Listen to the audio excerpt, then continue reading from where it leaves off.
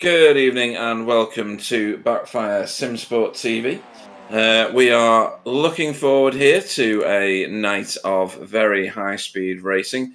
This is Season 10, Round 7 and 8. We are at Monza, but it's not normal Monza. It's Monza with a twist. So we will be joined in the booth by Sir Alan Toon. Good evening, Sir Alan. Good evening, Peter, my friend. Very nice to be here. Awesome stuff. Ever enthusiastic, just like me. Also in the booth is Sam Boozen. He's doing the cameras and making us look professional tonight. Good evening, Sam. Yeah, good evening. Don't want to be too enthusiastic because you two are way too enthusiastic. Absolutely. You've got to balance out that enthusiasm somehow. Bring us back down. A good evening to David Ayres, who's quick on the messages tonight. I've not got the broadcast coming through yet, Sam. Don't know why. Have I paused it or something daft like that? Probably. Anyway, I'll reboot my screen. Yes, it's working fine now. It's just me. I am my own problem as always. So we are at Monza and we're doing the combined. This is the normal Monza, just without any chicanes. Oh dear. That makes you feel a bit ill, doesn't it? Never mind. Oh, stomach's going. Thanks for that. Nice warning, Sam. So we're on the combined track with the normal track with no chicanes and the oval. So I've raced on here before. I know Sir Alan has. I know Sam has. I actually came second here once when 3 other people ran out of fuel because it's such a long lap. We're going to go on board here into the first turn. I'm just going to do this before I even talk to you, Sir Alan. This is Curva Grande. We're in the tow, and the tow is going to feature a lot tonight.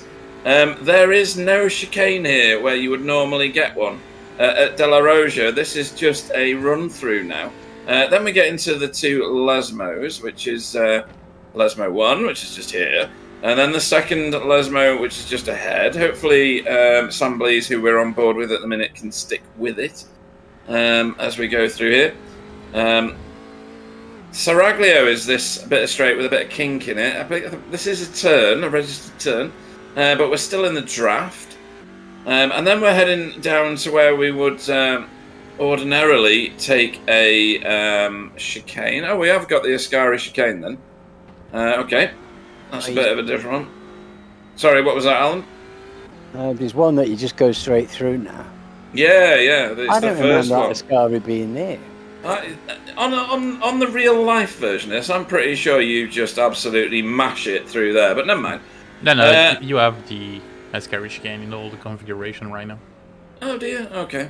Then we go through what Clyde likes to call Diabolica, which is the final turn on the standard track, and then we join the oval.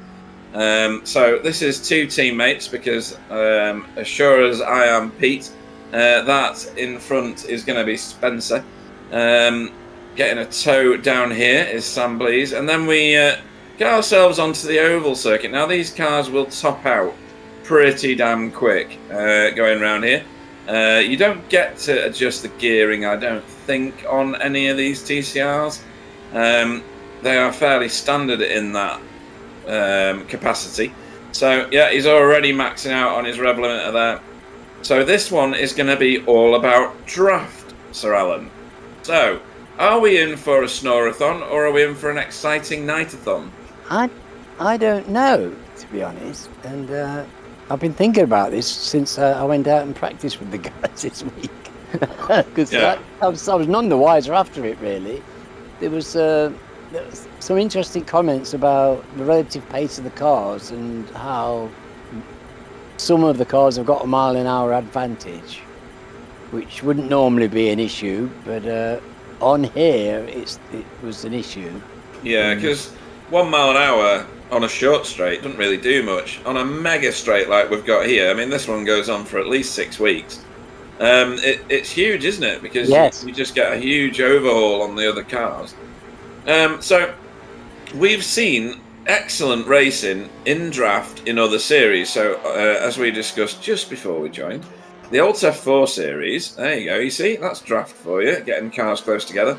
The Alt F4 series was a barnstorm when we went to Spa because everybody was drafting off each other. The chances are this could end up exactly like that. or we could all be going to sleep very quickly. So I'm going to talk us through the championship. So the TCR standings as they are. Sam Bleasy, who we were on board with earlier, leads the championship by just 12 points with a drop score over Stephen Walker, who is second on 257 points. I'll let you work out your own maths to work out Sam's score. Jamie Wilson is in third place. He's on 221 points. So he's not that far behind either. And then 20 points behind him is Russell Cowell in fourth. That's Stephen Walker on your screen at the moment. And then Carl Hardy is fifth. So clearly the scoring system is broken because he's not normally that high up. On 223 points. So he would effectively be third. So with the drop scores, it all shuffles about a bit. Now, at a certain point in the season, we end up going with the drop scores, but he is fifth currently without it. So it's going to be a bit of a shuffle up tonight, Alan, because all those people are here. They all stand to lose a massive amount of points if we end up in a pile-up situation or they end up screwing their race for whatever reason. Yeah. I think it's going to be... I think they're going to take this really seriously, and I think the drafting is going to go on forever. Yeah, they will be serious. You know, you can lose a lot of points, and people who want to finish the races, we've got a sprint race, and we've got a longer race. They'll learn all about the track on the sprint race if they don't already, and I do hope some people have practiced. I also hope, Alan, that we're not doing an outlap that lasts for 6 weeks. Yeah. So we are as well. I don't know where that bridge is. I expect it's on the back straight there. It's before Ascari, and they do Ascari, Diabolica, and then. Right. Okay. In that case, I'll talk a little bit faster. So your poleman for tonight is Spencer McCarthy with a 247.472 for geodesic Alpine Stars. Sam Bleas's teammate goes off second, so they've crowded out the front row. Shane Powell goes off third for Spectre 666. Stephen Walker goes off fourth for Spectre 6 Purple, with Jamie Wilson fifth for Team Chimera. Arnaud Chenonnier in sixth for RWC Racing Red. Seventh is Matt Elmore for Spectre 6 Silver.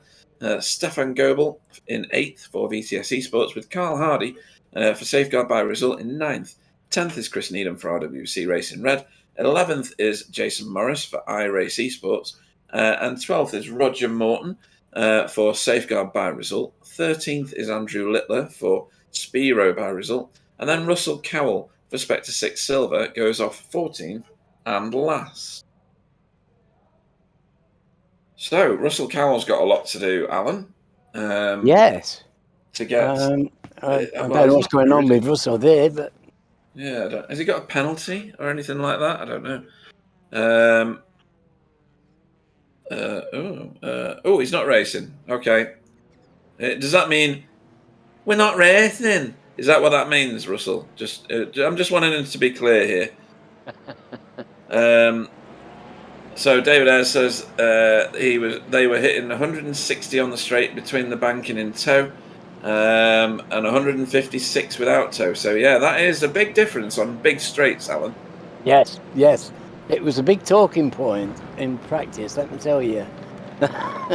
Because, like you say, that is a massive difference. And if you get on the wrong side of that, if you have a bit of an incident, you get on the wrong side of that, you're in trouble. Yeah, definitely. Russell says his lad's due to go to, I think that means A&E.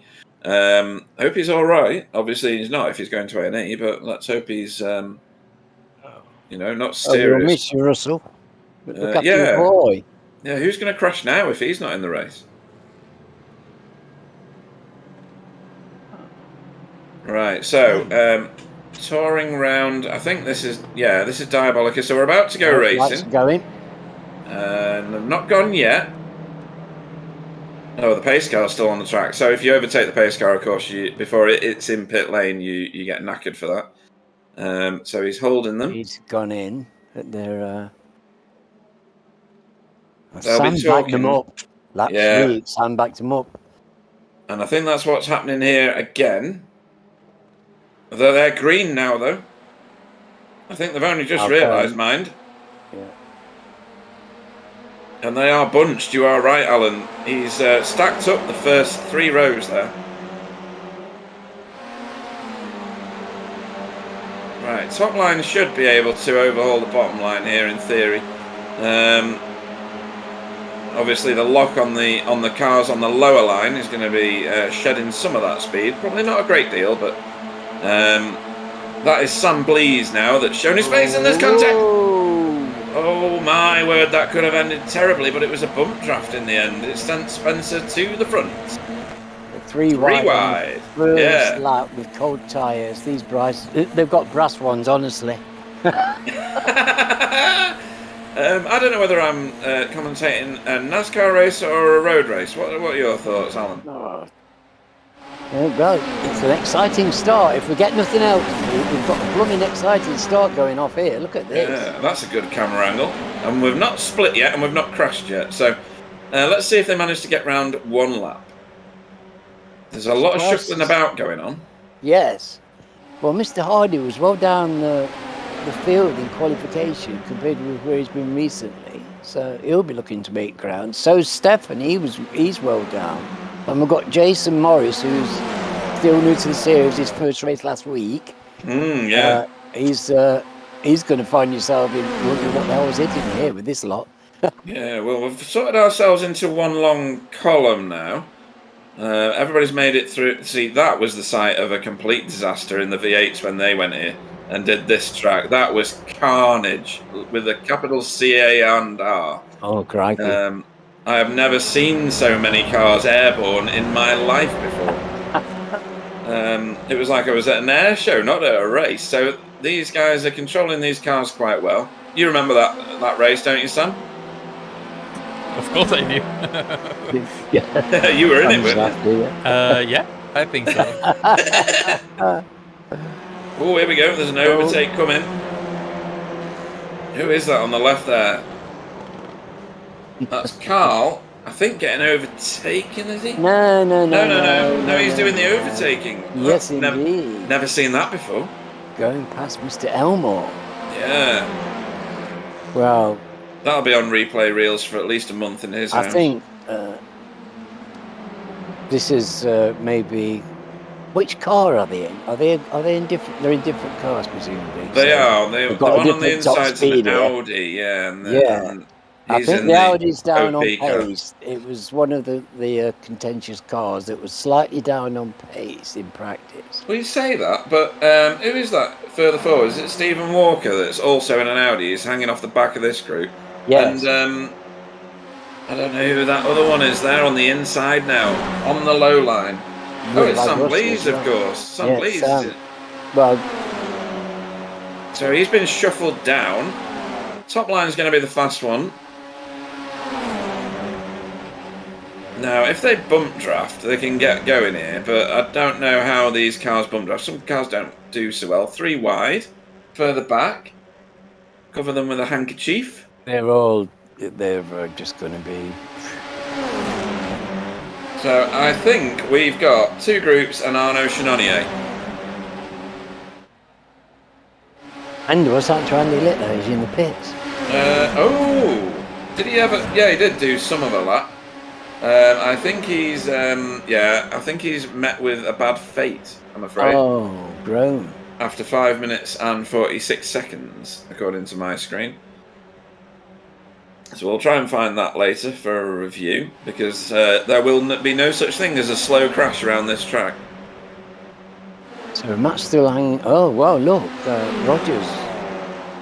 Oh, look at this. Pushing round the corners here. Yeah, if you crash here, Alan, you don't pick it up, you sweep it up. There's not going to be a lot left. No. Oh, you didn't use your brakes, did you? If you use your brakes, a fraction too long or a fraction too hard, you're off the back and you're never going to see them again. Yeah, the momentum's going to be everything. What's this? This might be the Andrew Littler situation. What did he do? Ascari, chicane, and... Oh! Damage. Yeah, that didn't look that bad, though. Oh, maybe it did. His front suspension's broken. Yeah. He gave it a That's bit sad. of a whack, I think. Yeah, Yeah. that's a shame for Andy. I think he's back on track though, which is good. Yeah, well, he won't quit. No, on my screen, Russell Cowell is the car that's losing at the minute. Yeah. Pete wants to say, no change there then. David Ayres says nobody will want to be at the front because fuel saving's a must around here. We were running out of fuel on lap 10 with a 2.47 lap. Not enough to reach the end without saving. So, some insider knowledge there. Yes, well, we know that some of these guys are really outstanding at doing the fuel saving thing. What's happening here? That's Andrew Littler on a different lap to everybody else. Excellent. Excellent. And he's an individual. He could still win this. He could still win it. He's So, made for an interesting shot. Anyway, well done, Sam. That was brilliant. Yeah, Sam will back me up on this. The timing screen is hilarious at the minute. So Arnaud Chenonnier has the fastest lap, but Roger Morton has the fastest sector 1. Carl Hardy has the fastest sector 3. Matt Elmore has the fastest sector 4. Sam Blease has the fastest sectors 5 and 6. Sector 7 is Roger Morton. And that's it, because we only have 7 sectors. Well, Roger's doing well, isn't he? He's doing really well. He's getting up now. Roger and Jason are old friends. Are they? Okay. So they're well familiar with each other. They'll be talking to each other. I think Jason's in Result Discord. Yeah, Jamie of Wilson is shuffling himself forward here. So he's yes. He's in third at the minute. And I think he's sizing himself up for a second place at the minute. But you need to be out of the gas early if you're going to take the shallow line through there. He's drifting out now. And this is another thing, Alan. The tyre wear around here. You've got to be scrubbing those fronts, right? Yes. Well, they'll be watching it, but they've been getting away without changing the tyres recently, you know, Pete. So right. They'll be not wanting to if they can afford it. That's 30 seconds, isn't it? So, it is. And you would hope that they would cool down in the straights. Arnaud Chenonnier has now caught the lead group, spotted a while ago by Tyler Newitt on the chat. So thank you, Tyler. Well done. That's fantastic driving. Oh, what's happening here? No, is Cole training on them, or is Cole dropping off the back? Oh, I don't know, but Arnaud Chenonnier is having a real good look there at Stephen Walker. Is he really? Goodness me! Oh, this is fantastic. Spencer McCarthy has got himself a real jump now, 1.37 seconds away. However, the toe goes back about 2 seconds on a track as big as this for these cars. He's going to... if they keep fighting behind, though, he's going to get away, and this is going to be a threat for everybody. Sure. Yeah. Sure. They need to work together to bridge that gap, otherwise he is going to be history. Oh yeah, they can definitely do it. Yep. I don't know who Gearhead 25 is. I don't know whether I've ever known that one, but he says, why are we racing on mixed Monzas from the 1960s? Wait, no. Ultimate confusion. We're racing here because it's hilarious. And it was driver's choice. Yes, it was driver's choice. So which sadist/pervert chose this one? Oh, no, crash. There it is. It was bound to happen. I think it was Sam. Whoa! Whoa, hello, he's flying. So that's an astronaut called Jamie Wilson, I think. Oh, no. Might be Arnaud. I think it's Arnaud Chenonnier. Yeah, I think it's a flying Frenchman. A flying Frenchman, right, okay. Yeah. It is, yes. Oh no, he was doing so well. And they've both landed in pit road. Matt Elmore on the chat says shake and bake. Here's the incident. Oh, moving up the track, didn't look, and he's taken out Jamie, I would say. Shouldn't have moved up the track. He would have got a warning, and he's taken out somebody else there as well. That was Carl running into the back of him. It was.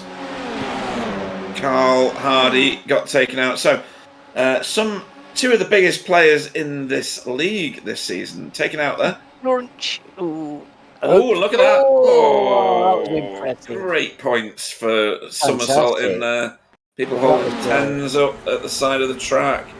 Here we go again. Let's see what this does to my stomach. Hang on a minute, and we're going up now.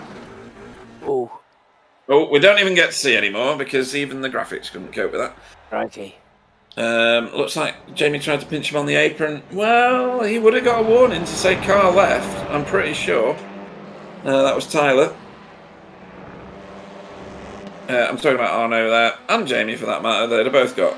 That's unfortunate. Unfortunate for both because Arno was doing a really terrific drive there. He was, and like get back up, and Jamie was doing too as well. Yeah, like you were saying before, though, Alan, you don't want to take your foot off the gas, do you? Because one little flinch off the gas, and you've just lost all your momentum, and you'll never catch it up properly. He'd have been probably better off, in my opinion, bump drafting the car in front. But I like this, for instance. Yeah. So this is Stephen Walker giving a helping hand to Sam Blease. David Ayres says that stopped Carl worrying about fuel saving. Well, I'm sure he was losing sleep about fuel saving, Dave.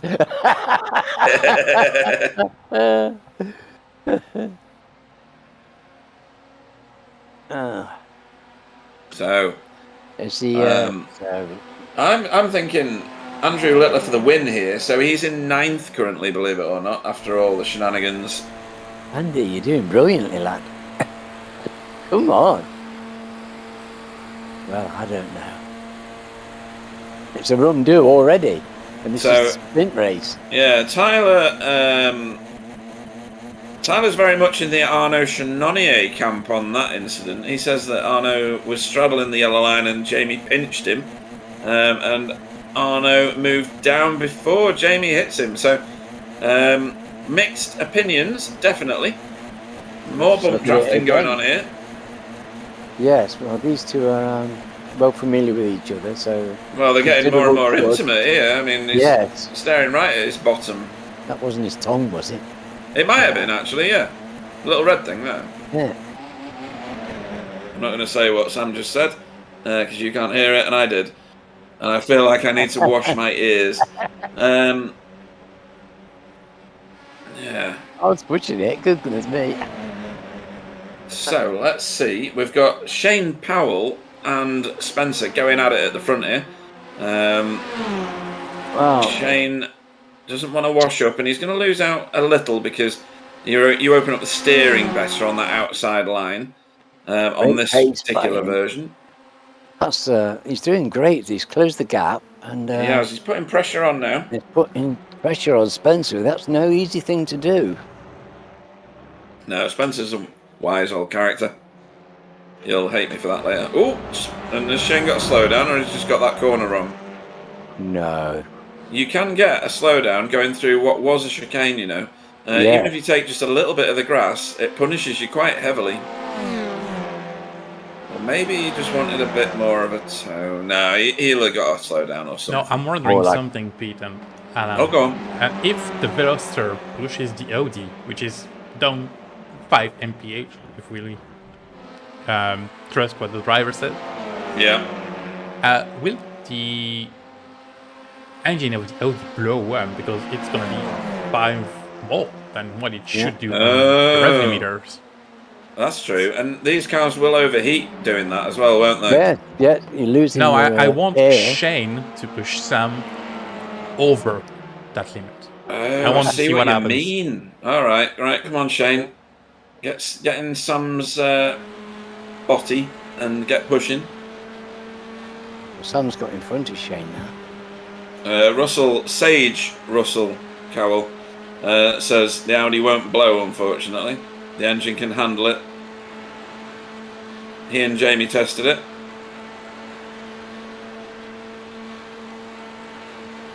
I'd say that Jamie's inappropriate touching so far has just led to a big crash. So Stefan's just got past Roger. They must have been having a battle. Because he wouldn't have given that up easily. That's a good point, yeah. We've got a swap of positions here, but there was no argument there. It's He's gone past Matt as well now. What's going on? Oh, they've got 3 of them together, that's why. I think these will shuffle about quite a lot, Alan, before the end of the race. So we've got a happy trio. Fantastic. We do. If they can stick together, they're at least going to get some exciting racing. Yeah, Stefan is technically on the better line here. More open steering, should end up with more momentum leaving this banking. Which is the best for the fuel, I'm wondering. For the fuel, neither, I would think. But you can see that Stefan has got a big run coming out off that turn. Higher banking. Yes. You'd think I'd done a lot of oval racing, wouldn't you? I have, by the way. So shallow turns on banking doesn't really get you speed, but you can see that Audi just hauls itself along the road pretty well. Okay, so apparently the best way to remove all the Audis from the race is to push them in a draft so they blow up. I would do that, to be honest. Yeah. That's so funny. Right then, so This is a great little battle. Come on, Roger. it is, yeah. So Roger's still sticking with these two. Yeah, he's doing very well to be doing that. Yeah, These are classy operators, you know. It's Matt and Stefan are very, very good drivers. It's doing my little heart good, so Roger's sticking with that group. Yeah, this is a bit further forward now. So we've got Shane, Sam and Stephen together. And that's still Spencer. He's not got away. He's only got 1.2 second lead at the minute. And I think that if they can stay disciplined and give each other a little helping hand along the way, it'll draw him back in. But the helping hand is going to have to come from Sam, and I don't see that happening, do you? Well, it might do, but not probably not advertently. No, true. That's the class of the act of the race. So I think really those 4 at the front. I can't imagine that they're going to get caught if they create a gap. And I'm wondering if that's what's going to happen in the feature race as well.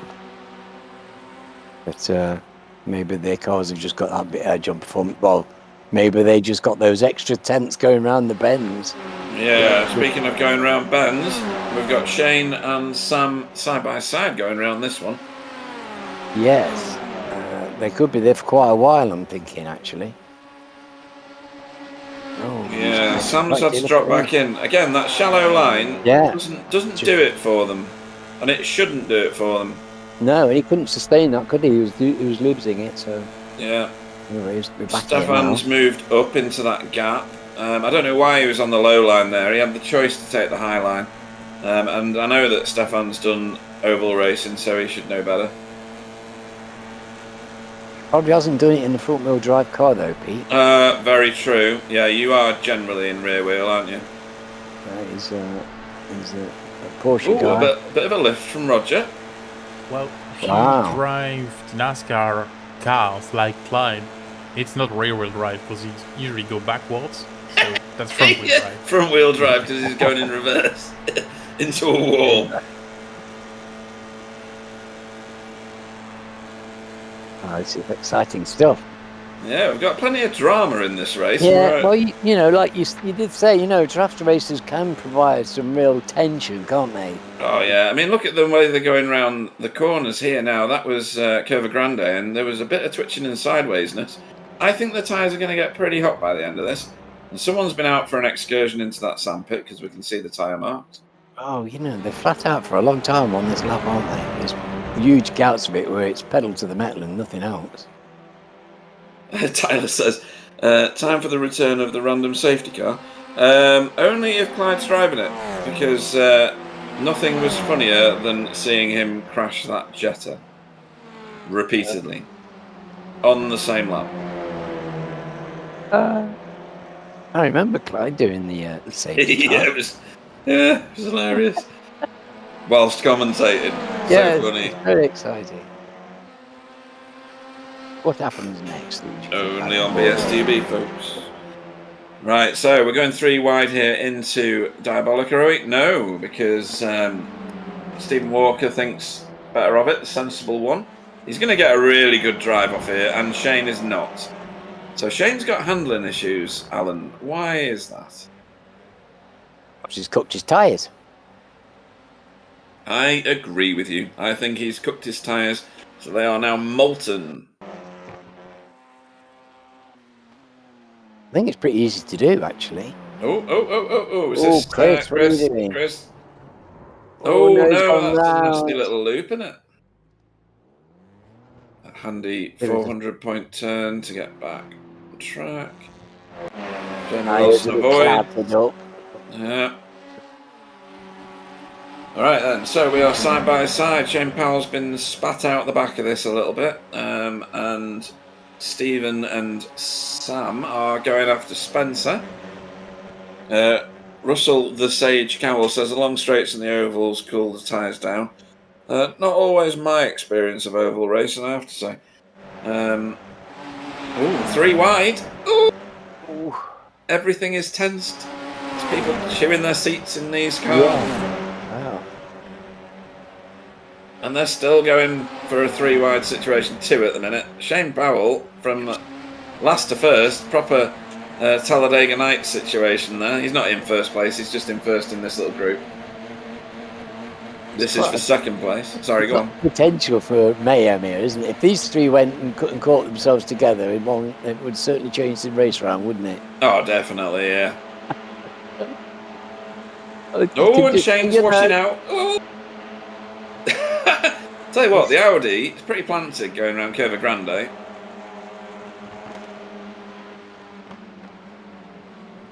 Wow, that was bouncing around there something, wasn't it? Crikey, would have known about that.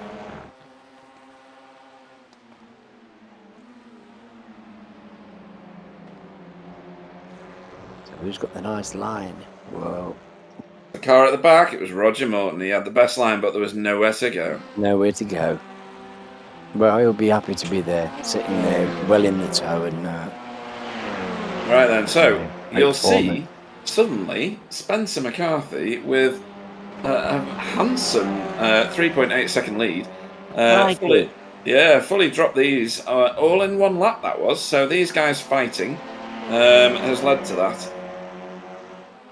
And they're continuing to fight. So this is now a race for second place. We shall forget that Spencer exists for a while. Well, I think they've given up on Spencer, haven't they? They've decided this is more fun.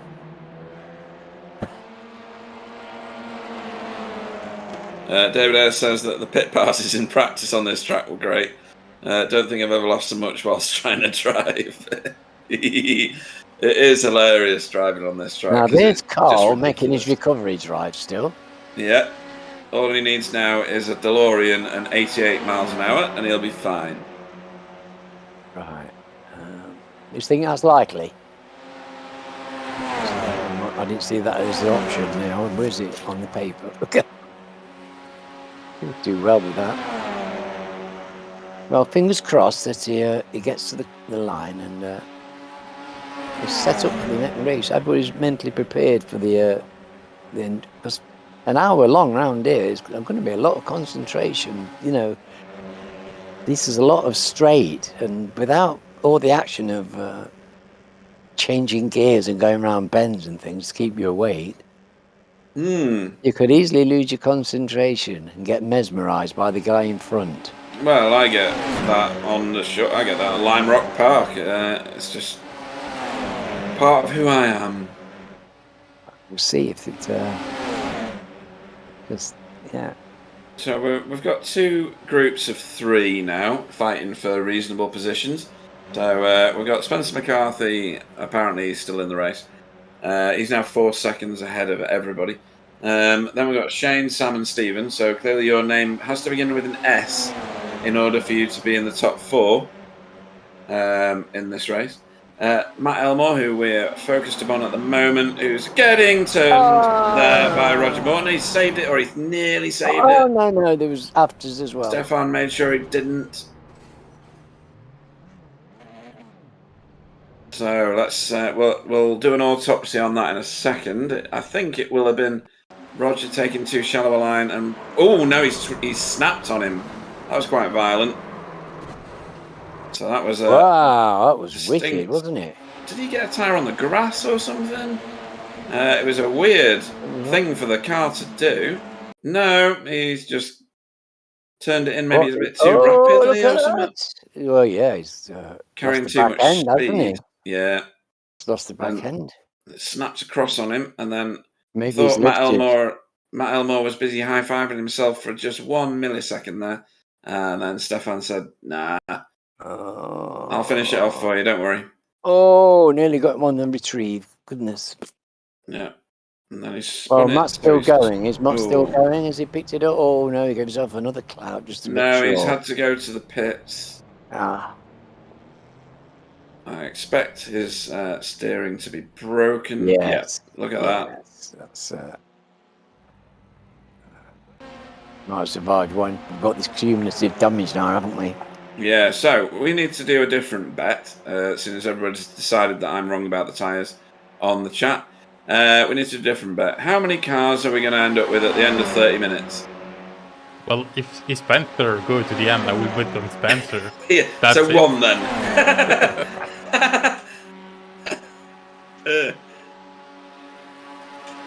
Oh dear. Right. What's happened to Jason? I didn't see Jason get it, and Matt.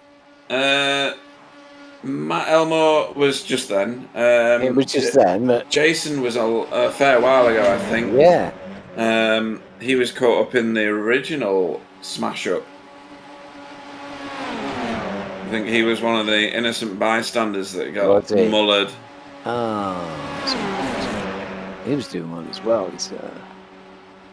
That's unfortunate, but it's likely to happen on a circuit like this. Was there's so much pace and you're going in the same direction for so long at a time. If if anything happens, you're all fellow travellers, aren't you? You're all going in the same direction. There's plenty of room to actually hit somebody.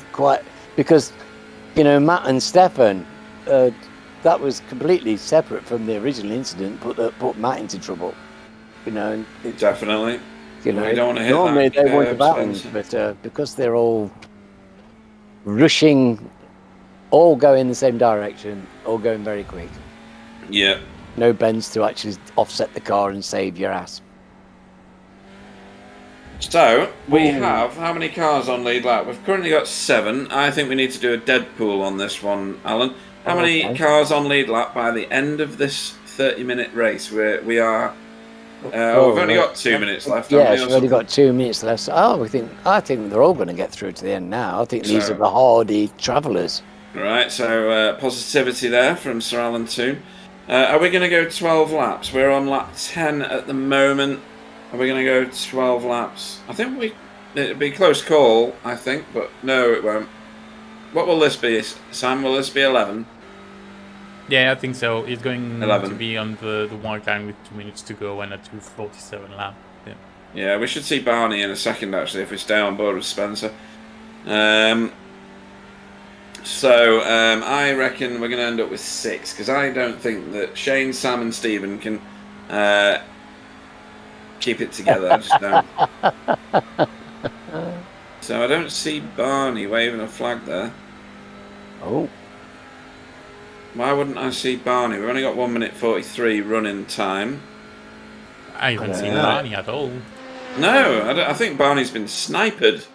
Barney's gone to hell let loose and got killed, so... I've just got a day off. Yeah, maybe he has, yeah. Maybe he's in Flanders somewhere getting shot at. I think Clyde raped him.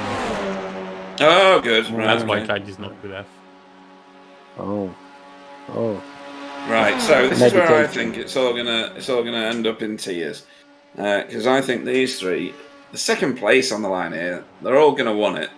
Nobody's going to go, after you, sir. No, after you.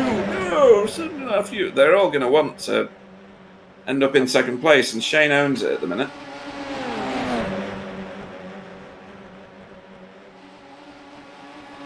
Stephen could try and put a move on, potentially, I suppose. I would put it, but not everyone are going to do anything silly, because, they've got good points as they are. Yeah. If they can make a place safely, then I would expect them to try for it, but wouldn't expect them to do anything that's going to actually, when they've got so close to the end of the race, I wouldn't expect them to do something that's going to stop them getting to the end. No, and one thing that might stop them getting to the end is having enough go-go juice. Yes, I'm just thinking about fuel. Yeah, it's just been raised by David Ayres. It's another reason why I don't know that there's going to be everybody on lead lap by the end. Stephen! Oh, Code Brown. Save Stephen, well done. Yeah. Boy, I'm depending on you here. Yeah, somewhere ahead of this group, and 7 seconds ahead now is Spencer McCarthy. I think I just saw him dipping around the next corner. Yeah. He's been cruising the last couple of laps, hasn't he? Well, he's been out in the lead for a long time, not saving fuel unless he's doing massive lifts into corners. And whilst these guys are bickering like they are here, he can afford to do that. We're all sideways, apparently. All of us. Oh, there's a good run here from Stephen Walker. Area that good I'd run. like. Oh, he's going to get boxed. He's getting boxed. There's going to be tears of some sort. He's giving a shove to Sam Blease. Sam's thinking, this right-hand side of this track is mine. I'm giving that up for nobody. So, is it going to be a 1-2 for Alpine Stars Geodesic? Not if Stephen Walker can help it. Look at that. Stephen. I will mad. There you go. Cal Hardy on the other bit of track. We don't care about him. Who's going to win? Oh, no, Sam. Oh, crikey. Stephen Walker, second place. Get it. Wow. Fantastic. So, I had a feeling about Stephen there. Yeah, that was excellent racing. Fantastic. I have to say, I'm disappointed. Positioning. That is not a NASCAR finish. No, nobody was going backwards over the line. Nope. Arnaud Chenonnier wants to extend the lap distance. Well, he's still out there, and after his unfortunate yeah, true. earlier, that was because he was doing that was the best I've seen him from. Oh no, it was. Yeah, Carl Hardy will cross the line in around about a fortnight's time. It's a long still lap. ninth though. That's still yeah. good points. It's still points, and Matt's behind him, who's one of his main contenders, I would imagine, because they're nearly always close together on the track. Yeah, Russell Cowell, if he hadn't had his troubles, I think he could have definitely got a top 15 in this one.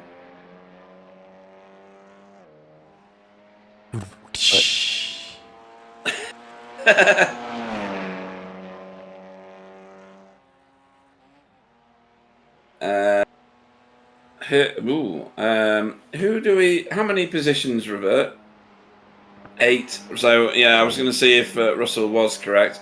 For the feature race, Arnaud Chenonnier will be our pole man. He did well out of the last reverse grid, did Arnaud? Did he? Let's hope let's hope this works for him. And I think maybe there's been a bit of a sea change for Arnaud. He's been doing a little bit better. Yeah. Nice Tyler on the chat says, what a move for Stephen Walker's effort there. Yeah. And I can't argue with that. That was stunning. Russell says he's always right. Are you though? Because that sentence there is wrong. Andrew Littler made it to the end after his spin and coming together with the Armco barrier. Double jeopardy for Andy. He's back home. Well done, matey.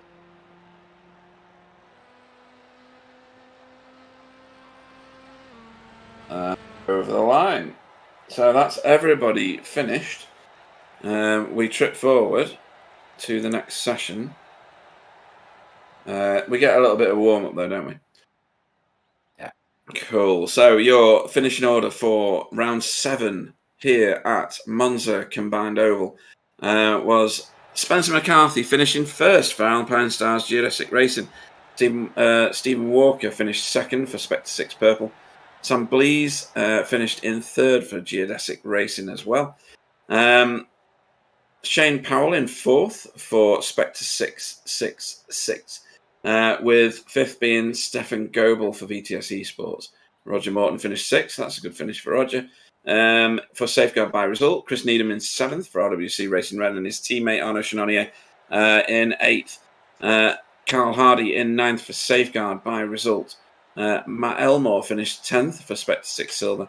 Spiro by Results, Andrew Littler finished 11th. Jamie Wilson finished 12th for Team Chimera. Jason Morris finished 13th for iRacing Esports, with Russell Cowell non-starter. So hope everything's all right at home. Let's hope everything is good in the Cowell household. Right, let's have a look at some of the other things. Team standings. Alpine Stars Geodesic lead the way on 632 points with Spectre 6 Silver, second on 559, Spectre 6 Purple in third on 557, and Team Chimera in fourth on 550. All very close in that battle. Yeah. Alpine Stars Geodesic stepping out a bit at the front though. And fifth, Safeguard by result on 448. Driver of the meeting, who's winning that? We have joint leaders at the minute, Sam Blees and Stephen Walker with 2 votes each. Then, on 1 vote, we have Carl Hardy, Jamie Wilson, Spencer, and Jason and Stefan. So 5 in the battle for second place. And then in the head-to-heads, I think I understand these a bit better now, but...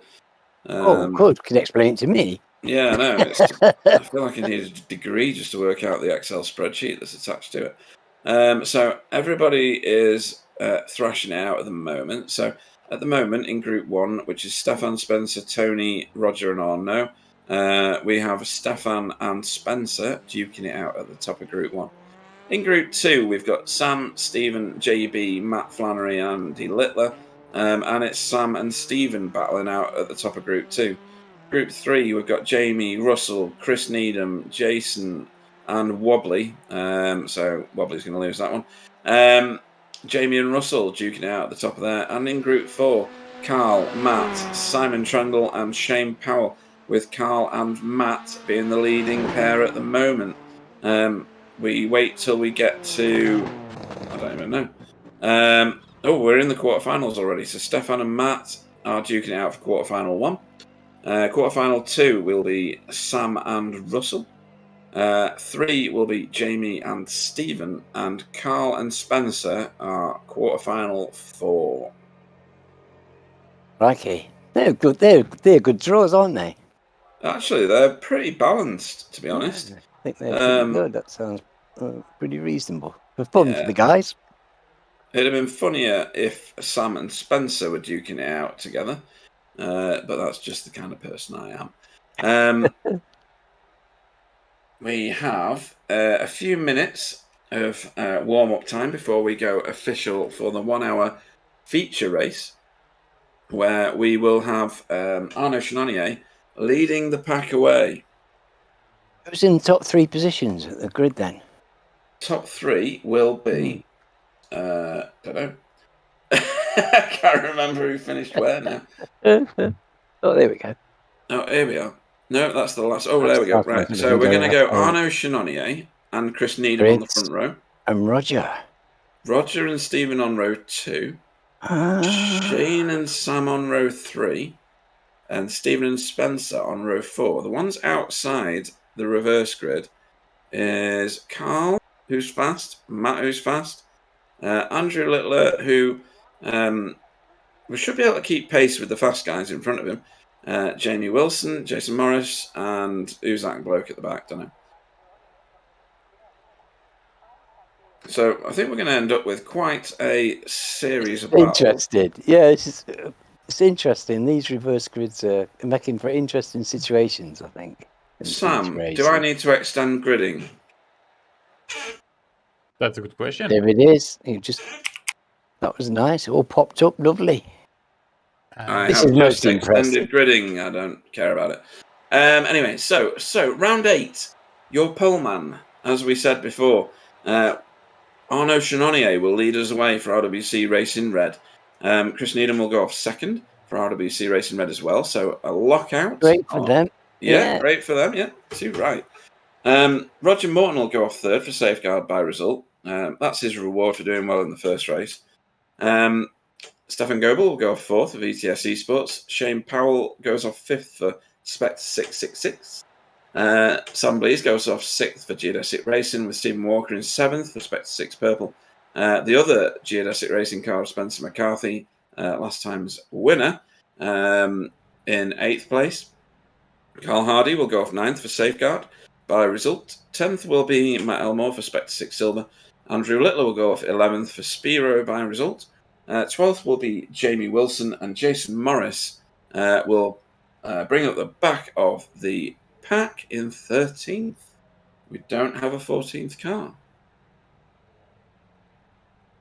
Well, look at that. This is very interesting. It is. Carl and Matt and Stephen. Oh, there's a 4 of them there. It's a really powerful bunch that are going to not want to stay in that position there. Well, it's an hour race. Are these guys going to be sensible enough to sit in each other's toe, fuel save, reduce their pits, etc.? Oh, it's light.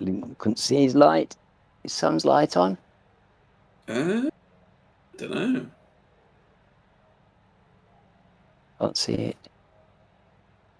Ah, there he comes. Ah, there he is. Right, got it. Right.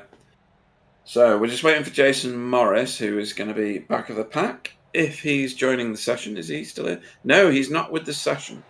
He's manually disconnected from it, so he mustn't be able to join us on this one, which is a shame. Obviously, real life gets in the way. How rude of it.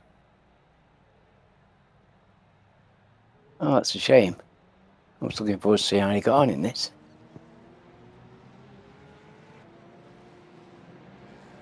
So, look at this. Spencer and Matt and Stephen and Carl. And then in front of them, you got Sam. Do you know what I mean? You said, I think Stefan's looking dangerous. Do you not think so, sitting there in 4? He's... yes. I would say... Right. I think he'll be looking to make past progress, won't he? I think he'll be looking to make past progress. Let's see how he gets on. We've seen Stefan be very quick before. He's really only like he's one row away from being able to like shoot the roost, isn't he? Yeah. So look at that. That's a tasty bunch. The way they've been split up and rearranged, just put a load of very tasty people up side by side. Yeah, I don't know why, but for a minute there, I thought the RWC racing cars were the pace car. I was like, why is there 2 of them? Because they're in the same paint scheme as the pace car. So here we go. That Porsche in the distance there will peel off to the right, and then we will go racing. How will Mr. Chenonnier launch this field? He's holding them. RWC have saved this replay for themselves because they're happy. Oh, he's gone. He's gone. He's just nailed it. He's trying to get a jump. I do feel, Alan, like this is going to be a bit similar to the last race, but a more concentrated version of, I don't want to be at the front because I can't fuel save there. Well, it'll be interesting to see, because, fuel saving is a tactic in the longer race. We know that. We see it used effectively, so it's going to be more of an issue now than it was before. Definitely. Hopefully, Andrew Littler won't make any mistakes on his outlap. I think it was probably cold tyres last time round, so hopefully he's wise to that now. Because we saw quite a lot of crashes in the first race. I reckon he's got a chance of winning this one. So, Shane Powell, inside line, lots of momentum. I don't know whether these cars side draft very well. They're not made for it, so let's see what happens. Is he going to peel up in front of? He is. Shane Powell to the front. I feel like I'm doing a oval race commentary. It's weird. Well, it's all. I mean, the majority of the lap isn't it? Yeah. And it's just long straights with occasional turns. It's just like an oval race.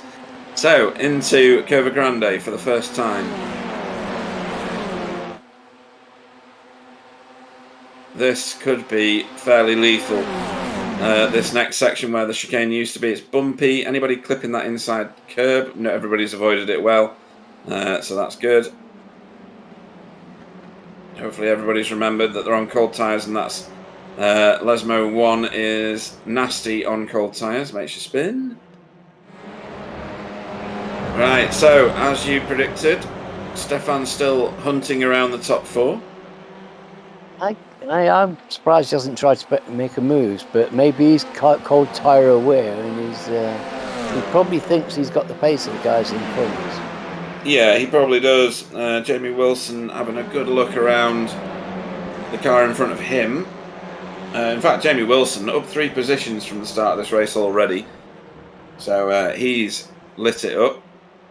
Andrew Littler getting a bit out of shape in Ascari again. Car's okay though, by the looks of it. I don't think he ended up in anything. No. So we haven't got Simon Trendle tonight giving Jamie's coaching. No, Stefan there nearly got into the car in front of him. I couldn't see who it was. I think it might have been Chris Needham. So he's backed out of that, and he's shuffled himself back about 2, and it might even be 3 positions by the end of this race. That was expensive, wasn't it? Goes back to what you were saying, though, Alan, about not lifting. So you want to stay in it. Otherwise, you're going to lose loads of ground. Yes, and that was just tiniest lift as well. Battle for the lead. Arnaud Chenonnier and Shane Powell exchanging positions. Hopefully they can set. Yeah. His teammate, Chris Needham. You know, he's staying in 3rd. He hasn't dropped a place. Chris is driving really well. Yeah, and Roger's getting 4th. This is fantastic by the... considering that they the reverse grid is a position, they're really doing very well. Yeah, we're going 2 by 2 behind this group. There we go. Jamie Wilson, Stefan, who is it on the inside there? Spencer, sorry. And that's Carl Hardy bringing up the rear of that group. Well, these are going to want to fight, aren't they? You know, they're going to be scrapping, so they weren't looking ahead yet. This is a toss-up between fuel saving and staying with the lead pack. I don't think the 2 things are necessarily wedded together. That shallow line that Jamie's on, that's the dangerous one. We've seen it a couple of times. But is it quick? I don't think it is. I think it's better to be on a wider line through there, but what do I know? I'm not driving the car. That might be a slowdown for Chris Needham. He took a lot of curb, and he's got shoved a little by Roger Morton, who shuffled himself back. I think there may have been contact there. Carl Hardy inside Stefan Goebel. That might have been a good overtake. He's not managed it yet, though. Not managed it yet. Steph will be fighting this. He won't want to see Cole going past him. He won't. This will be well down on his list of things to see tonight. Probably about number 12,000. Yeah.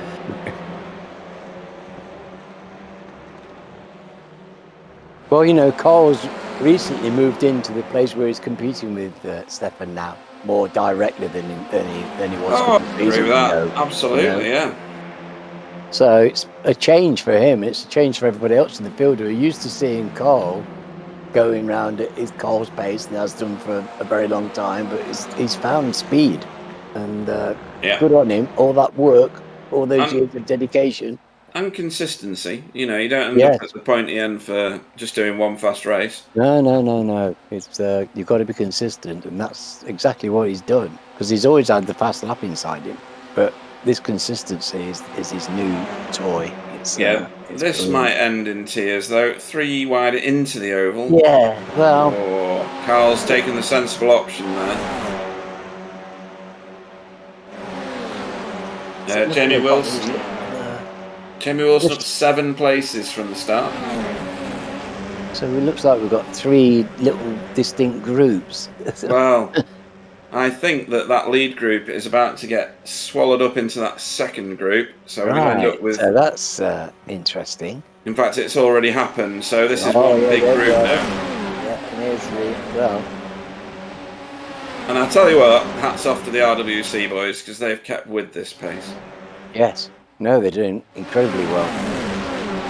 I think most people would have thought they'd have been swamped early on and put to the back. Well, not to the back of the race, but behind the leading 5 people, say. Russell Positivity Cowell says crash within 2 laps. So good that you've good that you've got the faith there, boy. Right, Jamie Wilson now up 10 places from his start. By that rate, he should be winning this by 2 laps by the end. Fantastic drive by Jamie. Really, yeah, he'll be thrilled with that because he did pretty well last week as well. He's having a bit of a good run. Yeah. He is. Oh, there's he's sideways going through Curva Grande though. So, not Curva Grande, Lesmo 1. So he's about to get done here by Chris Needham on the inside. Oh, they're still there, they're fighting. Yeah, that stacked him up behind, and Shane Powell, giggling, heads off to Ascari.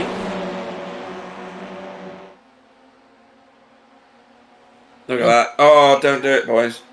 Why have I got 3 wide going into Ascari? Oh, Shane's had a lot of pace tonight, hasn't he? Goodness me. Yeah. He's been around pace. attacking everybody. He's been at the front, swapping the lead. Goodness me. Yeah, Jamie Wilson managed to stay ahead of everybody there. Incredible. Look at this back here. Not even 1 car length between 4 cars. It's bizarre. Well, it just shows you how good these drives are. Very, very good drivers. Yeah. And they've got so much respect for each other. They're just giving themselves that ounce of room. Not more, but enough room to breathe and take a deep breath, side by side. I've just seen David Ayres. I nearly called him Evers because it's a funny thing to say.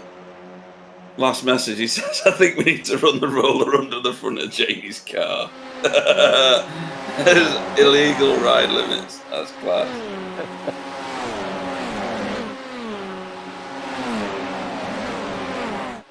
Yeah, great. Right, so we are on lap 4 and everybody's still together.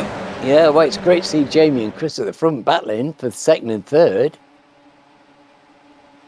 That's, maybe not unusual to see Mr. Powell zooming at front, but these 2 in 2nd and 3rd is definitely nice fresh faces.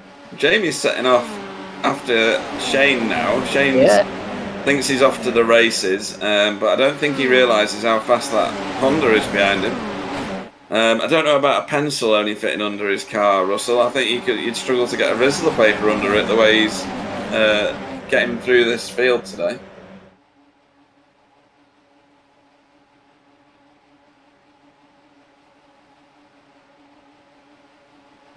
Gearhead 25 can't work out what on earth is going on with this track. It's got some of the new chicanes, but not all of them, which is what I was saying at the start, but then Sam sagely said that it always has the Ascari chicane in it. There is a version of this without it, which is the old version, where everything was at lethality speed of 1 Mach or something daft like that, and people used to crash here and it was almost guaranteed death. Oh, that was a great move there. Stephen Walker on the inside of Chris Needham. He's going to make this work. That's a good overtake. Or is it? He's not done it yet. Because that tight line in these cars doesn't always work. You lose the momentum too much because you've got too much steering input. So this is a drag race, 2x2, 4 cars. Yeah. Chris is not giving an inch. This is fantastic performance by him. 20p really says we've got a crash here. 20p. Come on, Chris. 2 RWC racing red cars in a crash. Yeah. No, side out. No, Carl Hardy. No, Chris. Oh, no! Carl, come back. It's this way, mate. Oh, there we go. Oh, he's doing it in his tractor. He's doing it in his tractor. That was lucky. Didn't know Hyundai made tractors, but apparently so. That Sam could have been Blees. a lot worse. Where's he come from? Race director can't do anything but laugh right now, folks. He's in my ear laughing. Now Stefan's coming through. This is madness. This is just like Spa in the old F4. If you look further down the road, Jamie's caught Shane. Can you believe that? He had a massive lead. It's gone.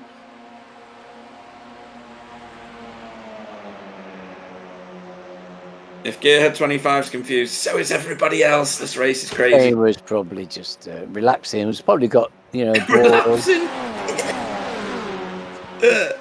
He was bored, It was bored. entertainment, yeah. Yeah, I'm bored leading a race. Yeah, of course. I just slow down and get a bit of a dice going on here, I mean, there is an argument that says he might not want to lead, but if he was doing that, he'd have dropped off a lot quicker than this.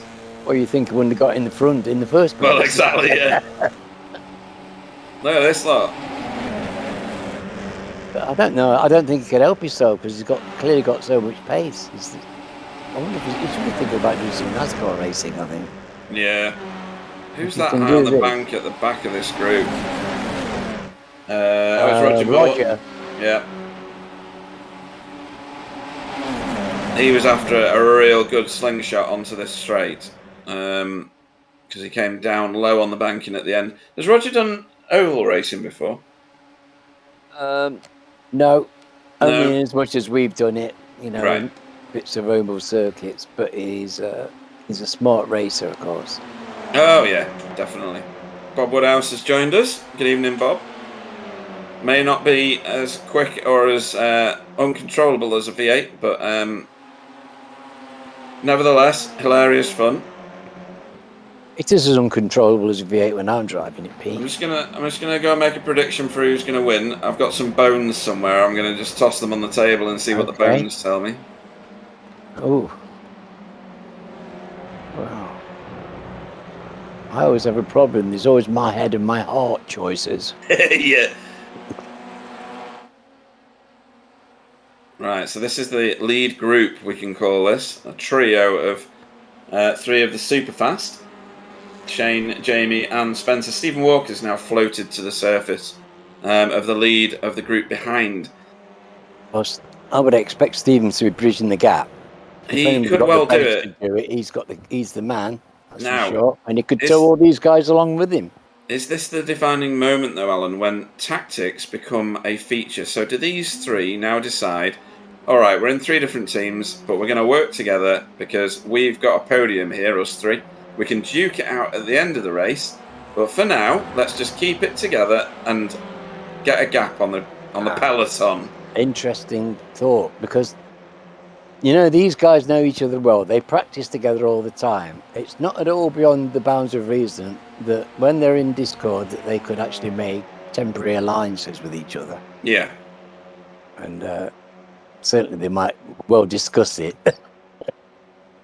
So diving I'm not sure what other teammates might think of these ideas. Well, exactly. So this is the lead three. Jamie Wilson having a pop for the lead. That shallow line's not going to work, though. He's going to get overhauled, I reckon, by Spencer, because Spencer's gone shallow on him now.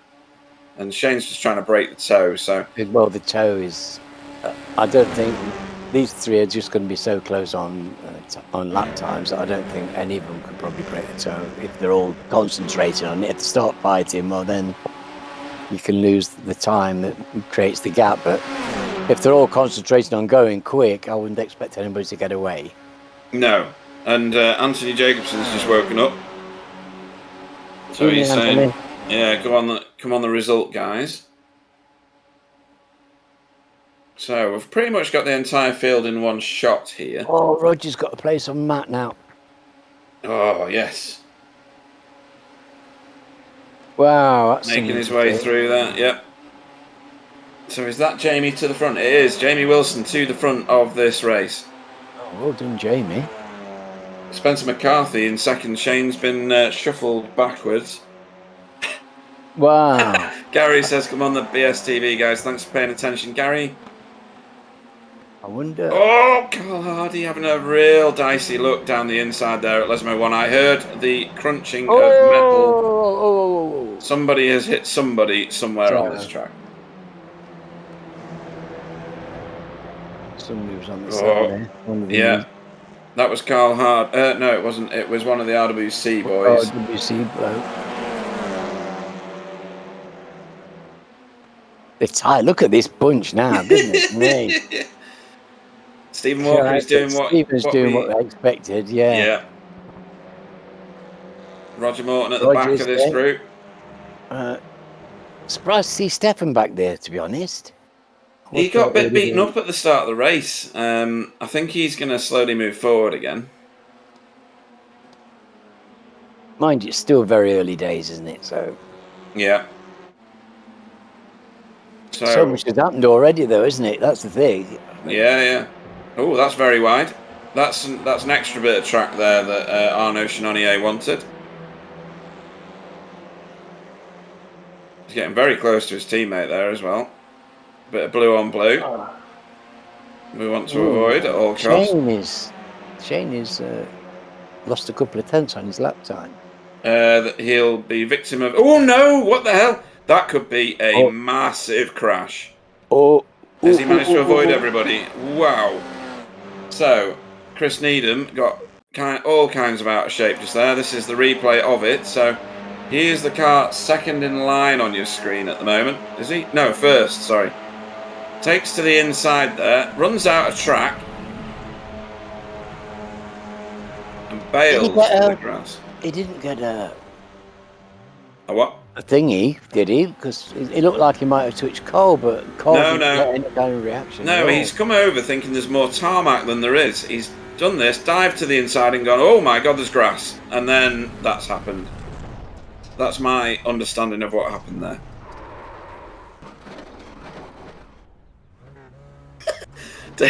David Ayres says that the metal crunching sound that I heard was Carl forgetting to take the Frey Bentos pies out of the tin before trying to eat it.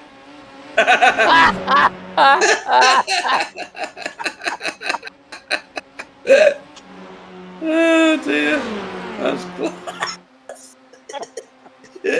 Oh, David, that's wicked. Funniest joke of the season goes to David Ayres. He's laid loads to the commentators. No, that's genius. Oh dear, I think a little bit of wee came out. Oh dear. Right, so back at the business end, we have Jamie Wilson and Spencer starting to gap Shane Powell a little. Well, I don't understand that because Shane had pace forever earlier. Yeah. So where's that gone? Where's his? Well, it's either that or I'm right on the tyres and everybody else is wrong. But let's forget that. I thought maybe it cocked his tyres, maybe, but that was, yeah. You know, he was 2 tenths down. They were doing 248s and he was 250, which was yeah. It was a surprise. Yeah, that's a big gap, isn't it? 2 seconds, 1.5 seconds.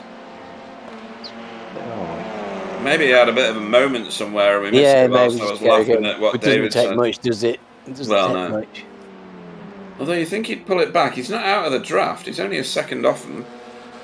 I'm surprised they've got any kind of a gap on him, to be honest. The way he's been driving tonight, he's been... Still, yeah, he looks like he's going to get it back. He's still in the toe, isn't he? So. Oh, yeah. But if he drops back a little bit, he's going to give the toe to Stephen Walker. Stephen, yes. Who's That's 3 a dangerous seconds off group. him. Look at that. Those 6 cars that represent a lot of danger. 7 cars, look. You'd be worried if you saw that in your mirrors, wouldn't you? Really? They wouldn't be there for long, though. They'll be No. on my windscreen shortly.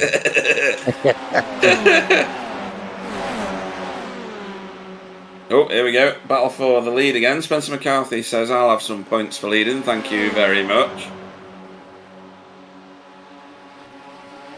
Oh, they're not hanging around, are they, those 3? Look at that. No, they're not. 248s they're doing. So has Shane got his 248 back?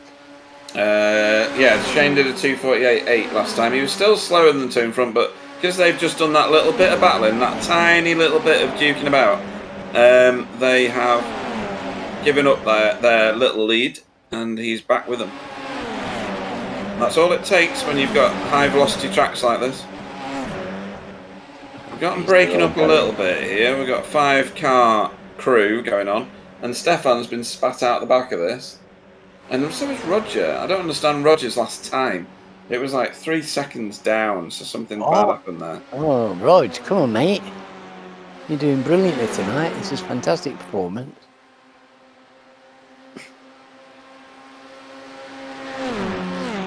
Still laughing at David Ayres. Trying not to think about it.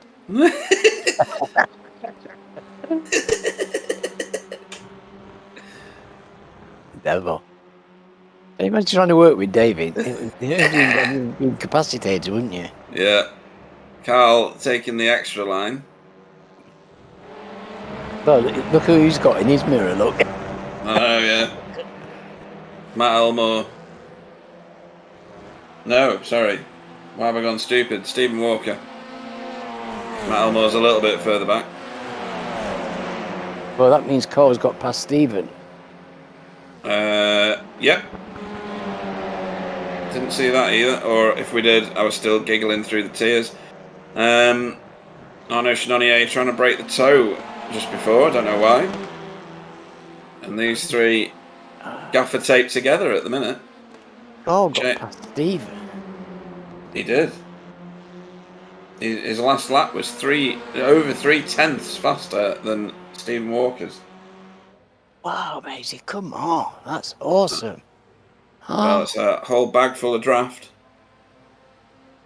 Wow. So, we are on lap Oh, there you go. 9 Changing now. 47s now. That's what, that's what I expect to see. Well, has he got the fastest lap? Is that the fastest lap? No, I don't think it is. Best lap so far, 2:47. Going to be a 6, isn't it? No, there's No, it is. It's Shane Powell. No, it's not. Spencer, 2:46.34. Oh, well done. That was with a huge amount of draft, no doubt, as that's the only way you're going to get a time like that round it. Good point made by David Ayres, a sensible one this time. Pit stops will be imminent, probably in a couple of laps or so. Will they all box together in order to maintain the draft that they've got? It's a good point. It's what you do in oval racing generally, or you go in pods into the pits to maintain your draft. What's happening with Stefan there? He's been spat out the back of it, but he's closing back up slowly. His last lap was more rapid than all the cars in front of him. So. Oh, good. So he's not got an issue then. No, it wasn't by much. It was 2/10, but 2/10 on a track like this is it was just quite a long way. You don't want to see a slight gap opening. It can be the beginning of a problem. We don't want to see that. I want to see Stefan doing well. Yeah, I don't understand Shane leaving such a big gap to these two. Roger's dropped another 2 seconds. This is worrying. Yeah. He's got an issue of some kind, hasn't he? Yeah, I would think so. He's dropping off quite heavily now. His last lap was a second and a half slower than it should be. Chris Needham, who possibly has got damage, not been in the pits yet, I don't think. In fact, everybody is still on the lead lap. If only it was like this for race 1, they'd have all finished. It's shame to see Chris 12 seconds down. What's it? He had that incident, didn't he, with the excursion into the grass and the banking at turn 1 on the oval. Well, still on the road. That's good. Giving Andy some easy chase. That's nice. Enjoy that. So, from this lead group of 3, we have 5 seconds back to Carl Hardy, who leads the chasing peloton, which consists of 6 cars now, because Stefan has caught them. After that, there's another 5 seconds before we find Roger Morton pootling around on his own. There he is in the distance. These guys are still arguing about who should be leading this group. They're all getting their fastest laps, and they're all, well, I suppose the cars are getting lighter now. So Yeah, definitely, and a lot lighter as well.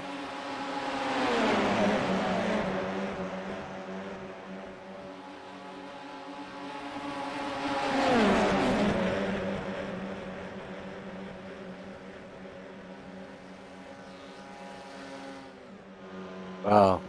So a lot of they've sorted out, Andy. You know, the guys who've got the pace are just who've got relative pace from each other. They're all clumped together now, haven't they? It's all been sorted out who's where. And I think it's going to be very difficult for anybody to actually change any of these groups or make anything. It seems to me they're likely to be here until they've been in the pits, and like David said, the pit stops could be quite dramatically effective, because some of these guys are absolutely lightning pit stoppers. Yeah, and I do feel like the first race was kind of the dress rehearsal for this one this time, in that they were all trying to find out where they could push and who they could push. They've had their accidents now, and they seem to have sorted it all out. They're a bit more sensible. It's now a race. Saying that, we've got overtakes coming at the whatever you call that chicane when it does exist. I can't remember. Ravats. No, that's in a different track completely. So these guys now setting off towards Lesmo 2 there. These guys, the lead 3, are on their way to Ascari. So that gap's not eking out, though. It's still 5 seconds back to Stephen and Walker. Very hard gap to bridge, though, isn't it? It is. But we'll see, because Stephen's one of the magicians with the pit stops. And where's Sam Blease? Sam Blease is also a magician with pit stops. So these two are like in that second group. So, well, I'll be interested to see where they come out. Yeah, you've got to wonder, though, in that second group, has Sam Blease and Stephen Walker been fuel saving like crazy? And therefore, they'll end up with a shorter stop. Well, exactly. Shane Powell in Diabolica just went so deep into the corner. He must have lost masses. He's lost half a second in one corner there. Oh, my goodness. How has that happened? It's because I took him round that corner. He took my instructions and... I lose half second there every lap. It's you have to. Hello. No. What's this? We don't want to split here. Come along. Yeah, we're getting a split now. He's inside the time in order to maintain the tow, and he's going to pull onto the back of these two. I don't know what he's doing. Do you think he's saving his fuel there? Because it seems to me he's doing a lot of this dangling around at the back now. Well, that line into Diabolica was just a mistake line, in my opinion. He was just carrying way too much speed. So I don't think it's all that, but it could be some of it. Well, he was a lot in the front, wasn't he, early on? Yeah. I think that the two dark horses are in this pack, and I think they are potentially Sam Blease and Stephen Walker. Indeed. I think there's more to be seen after the pit stops from those two.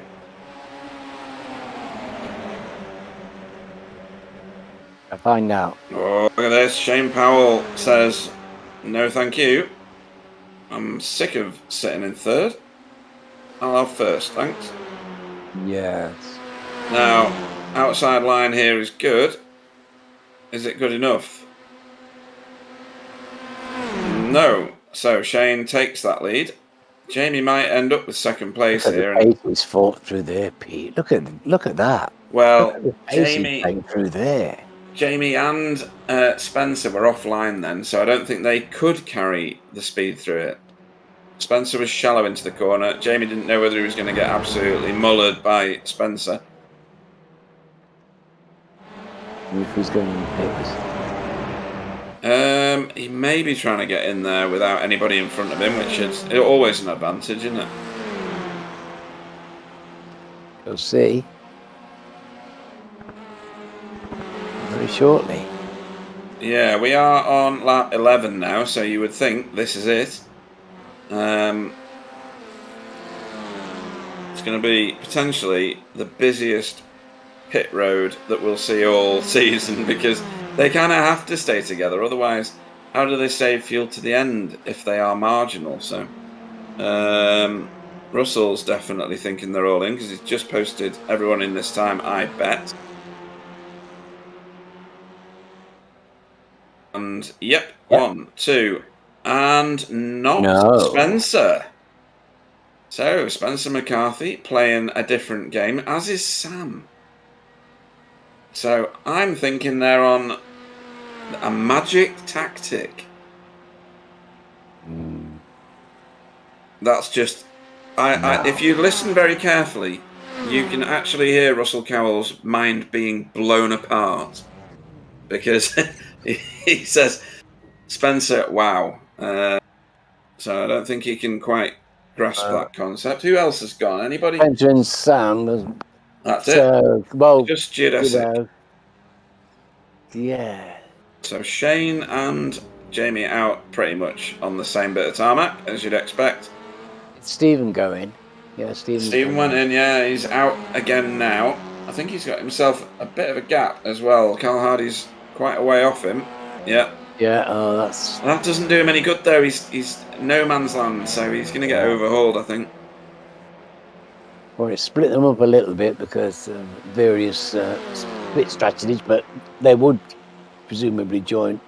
Yeah. They would be joining back up. But where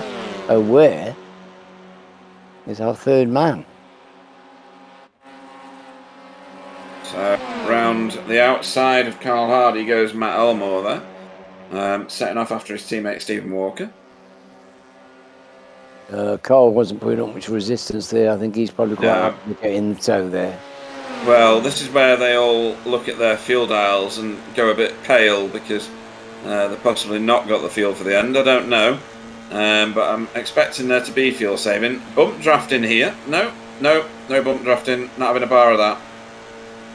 That's not going to help either of them, given the fact that the two cars in front, well, they're putting up sector bests at the moment. The two cars ahead of them. Yeah, well, you'd expect it. They're very light, and they've got two expert pilots in there who are trying to create a gap. Well, the threat one for these two is definitely Sam Blease. Because if he's saved enough fuel to get a slightly shorter stop, I'm going to shuffle my screen to the right and get ready for them to stop. Fastest pit stop in that little cycle there was Jamie Wilson. I'm not going to tell you by how much. Oh, Jamie. And he's just ruined it because Sam's put it on the screen.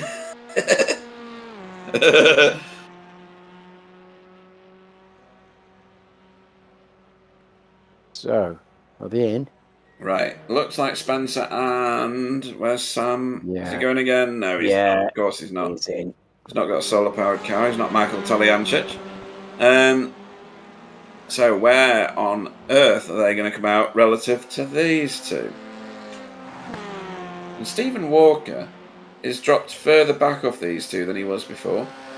Bit of a slower pit stop, was it? Yeah, a little bit of a slower pit stop. 6 second gap. Yeah. Oh. It was 5 and a bit. Now it's 6 and a tiny bit.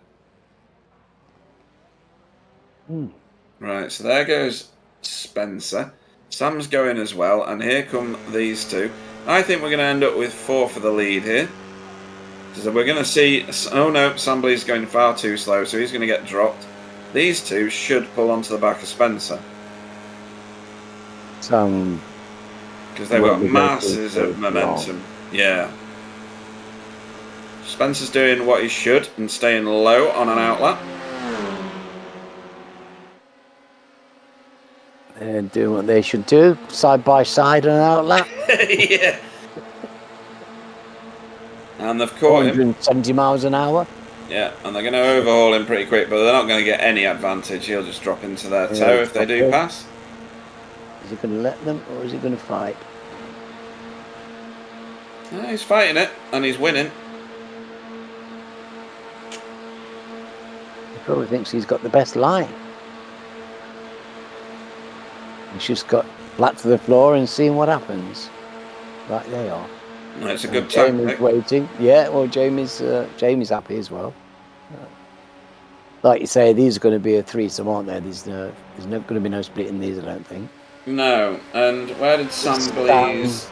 Sam lost a lot more time there. He did.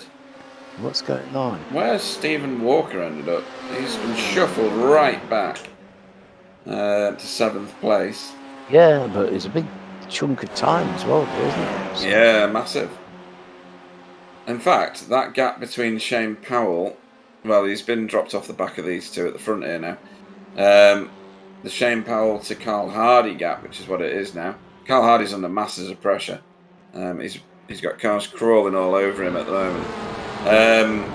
He's coming down, so Sam Blease is reducing the gap to these guys a little, and the gap behind him is reducing a lot. Sam will be driving his hardest now, and when he puts his mind to it, he's quite swift. Yeah. So he'll be trying to bridge that gap with everything he's got, won't he? Well, Cal Hardy's giving him a bit to think about at the moment. So Well, we want him to not be a distraction because, Sam could well pull them back if we just think about it. These look like serious competitors if they can just close that gap. It's only 5 seconds, I'm not sure what happened to Stefan. So has he had some issue? Because he was on the back of this group before. As was it Arno or Roger Morton, one of the two? Roger's been dropping back for a while, hasn't he? But it seems, he's not dropping back at the rate he was again. So he's made some kind of recovery. His time is where it was when his lap times have come back to whatever it was that they were. So yeah, but he's definitely had some kind of an issue, didn't he, for a while? So he must have done because they're well off the back of this group of 4 here. And they were together when they went into the pits, pretty much. It's a bit sad for Chris when he was so up the front and so involved. That was unfortunate. Yeah. Yeah. Oh. I think we're going to be 2 wide for the lead again. Yeah. 3 wide here.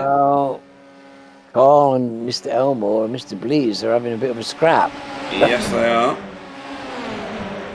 Stephen Walker is just probably sitting there rubbing his hands in glee. He's probably got a large bucket of glee, I would suggest. Well, if these guys want a podium position, this isn't how they're going to achieve it, because the 3 ahead of them are starting to gap them a bit more. You can hear them hitting the rev limiters, and this is why. So we've got bump drafting going on here between the top 2. These guys aren't willing to do any of that. Ooh, is that a dive to the inside there? That's a dangerous one if it is, from Stephen Walker. He's washed right up the track. Nice, yeah. These corners look quite innocuous, but you've only got to get them slightly wrong on entry and you're in trouble. Yeah, Stefan sideways through where the chicane should be. On Arnaud Chenonnier. He's taken that position. Oh yeah, he's moving up the table again now, so that's a good performance by Stefan. He's still in there with the fight, giving it his all. And we are now approaching 2/3 race distance. So those of them that have fuel will want to use it all now, I'm guessing. Stefan later on the brakes than Arnaud. Arnaud well sideways going into Ascari. Well, Arnaud's... It will be absolutely on the edge, won't he? He was definitely on the edge there. Yeah. He was on the edge of his rims nearly. Yeah, he's fighting with people who we know are substantially quick, so he's been having a great race. He's been up and down, hasn't he? Yeah, and these 2 here, that's what 5 seconds looks like between them and the group ahead of them. With fighting, they won't bridge that gap. It's simply not possible in a 2-car train to do that while you're not bump drafting or slipstreaming. Oof. Cable chaps. And it was 5 seconds. It's now 6. Yeah, the gap. Shane and Carl is getting on for 8 seconds as well. That's yes, going out. Yeah, good spot. That's because of the fighting, like you said. Yeah, a bit of teamwork and cooperation will go a long way to bridging any gaps. Even an 8-second gap isn't insurmountable as long as you're working in cahoots with one another. Yeah. No, there's still plenty of time. We've got 20 minutes still, so could do it. I see little inclination for them to stop fighting, though. Yeah, I don't see anybody letting up. There's no pairing of teammates apart from Stephen and Matt. Sam Bleeds and Spencer are separated by a good amount of track. Shane Powell's nearest teammate is Stephen Walker, who's quite a distance behind. Carl Hardy loving that extra wide line. It's not going to do him any good. Dangerous. It's going to cost him. Sam Bleeds says thanks. So does Stephen Walker. He might let them all go. I think he might not have a choice. Yeah, well. Matt Elmore, yeah, he has let them go. Actually, he came out the gas there. You could see it.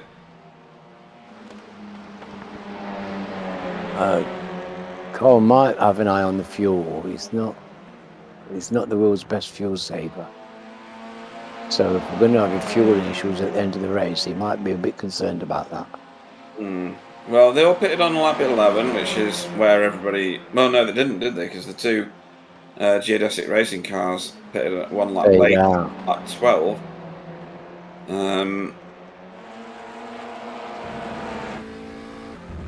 That's probably good news for the other guys then. I would think so, yeah. But it does mean that they are fuel saving better than the other cars, potentially.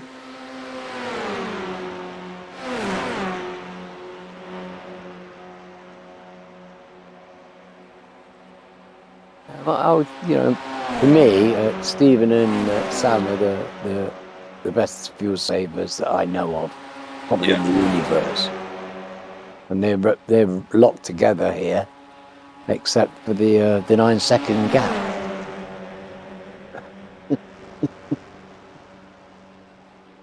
That's how Stephen got on the wrong end of a 9-second gap. It's hard to fathom, really. It's bizarre, isn't it? The gap behind this group of 4 is widening. It's up to 7 seconds. They've lost another second. Arno and Stefan I'm talking about. Away from that group of 4. So this is a 10-second gap. Yeah, the rate of increase is going up. A bit like the size of the universe. It's speeding up the expansion of the gap. Just wonder if they're bothered about that too much, or if they just think, well, there's very little we can do about it now. They just, because they probably think they can't actually bridge that gap now at this stage.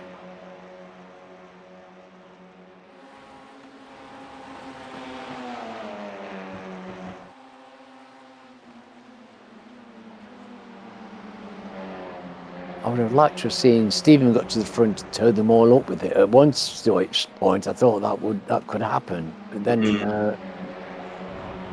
they started fighting.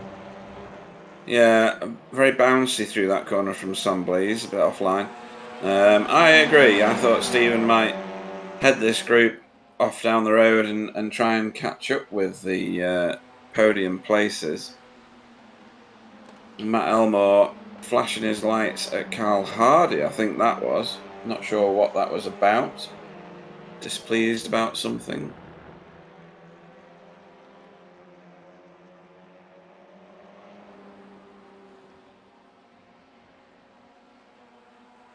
So I'm popping out of the toe here. Paul's throwing his pie liners at him again. Is he really? Yeah. I can't hear any of the chat, thankfully, based on that. Those little tinfoil trays, he saves them up in front so he can chuck them at Matt going down the straight.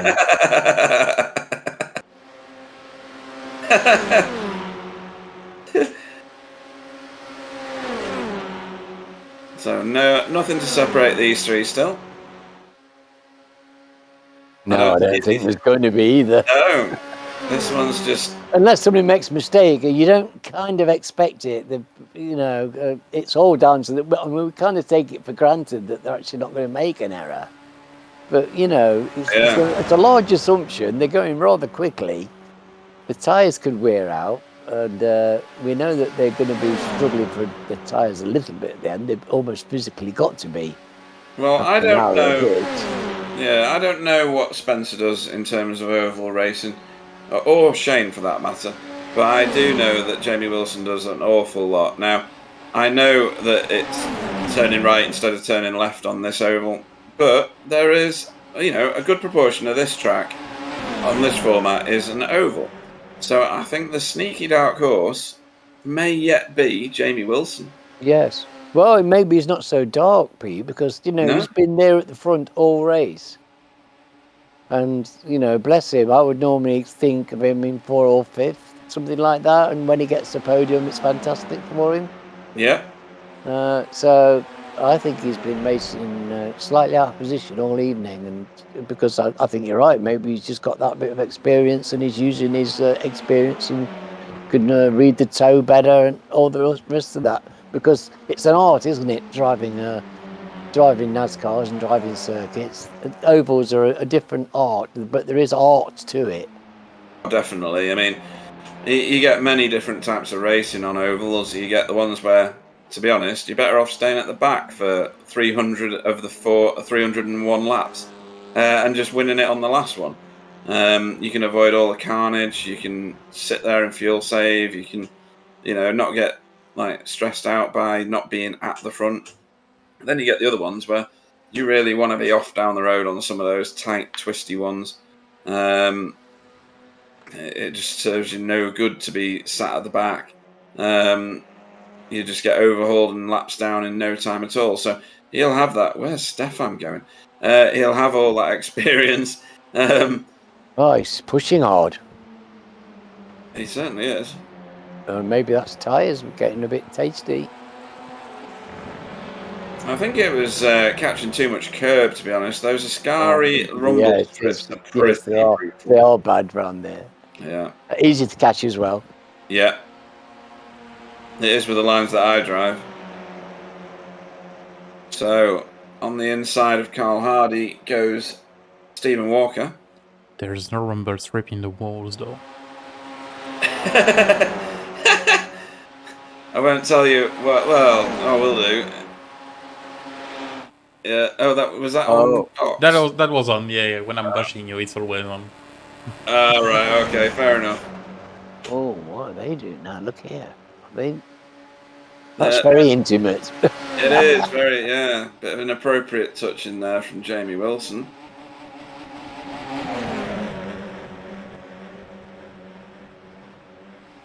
So these four inseparable, really. Yes. Well, it was predictable, wasn't it? Once they got together like this. Yeah. I think that's Andrew Littler on the inset road there. Arno's still doing well, he's still in there, and look where Stefan is. So Arno's keeping Stefan honest. Everybody is on lead lap, by the way. Yes, a lap is 5 miles or 4.85 miles or whatever it is, but everybody is on lead lap. Well, Andy will be thrilled. He's only lost 15 seconds to Roger. Sam Blees and Stephen very, very close together going through where the chicane should be. Chris Needham's been stuck down there, hasn't he? He hasn't managed to... I wonder if he's got on his own. He's on his own. There's no draft. He's just going to end up working his way backwards because he's got no friends to push him along, drop into a toe, bump draft. And you're right. He's a bit stuck, isn't he? It looks like he's a little bit stuck there. But still in the race, still driving. 10 minutes to go. Oh, it's only 10 minutes as well, yeah. So you can see the gap now. That's what 13 seconds looks like. Shane Powell doing the fastest Sector 2 of anyone. Jamie Wilson doing the fastest Sector 6 of anyone. So the lap times... Oh, no. Stephen Walker gets a bit of Carl Hardy, I think, to the rear. And Carl lets him go, so let's see if these two can catch back up again. Let's see what happened there, hopefully. I know it's not going to probably trigger an event for the race. Or did it? Yes, it did. Oh, no. Okay. Yeah, skilled man. Yeah. Oh, my word. He got his braking wrong there, didn't he? He certainly did, and he did the sportsmanlike thing. No bump and runs in these leagues. Nah. No, it's going to be a bit of a struggle for those two to jump. No, that is. No, that is. Oh, dear. That's a bit edgy now. Certainly put. Well, I suppose in terms of the race position, it can't make a huge difference in their race positions because they were pretty much fixed where they were. So. I don't think these cars are going to overheat at all, Alan, because Jamie will be well aware of that after doing NASCAR and IndyCar and all that. So he popped out of that toe many times if it was an issue. They were putting in race distance practice during the week as well. Ah, right, okay. Shane's car just doesn't look as stable as the two in front of him going around some of these tighter turns. And I wonder whether he's just got no downforce on the back of that car at all. Look at it, sideways. Yeah, goodness me. Ha. That was interesting. But that was exciting for him. Never a dull moment in there, I suspect. No, definitely not. So Carl's caught up with Stephen, but Stephen's not caught up yet with Matt Elmore. He's only a second off him, though, so he's going to get toe. Yes, well, he's been closing the gap, hasn't he? And Carl's been closing with Stephen as well. So, but that's Carl got past Stephen earlier on with a genuine overtake, so I was thrilled with that. Because you don't get much better than Stephen Walker in one of these cars. No, true. Here we go again. Bump drafting. He's actually in the back of his car there on my screen. Different camera angle on the broadcast.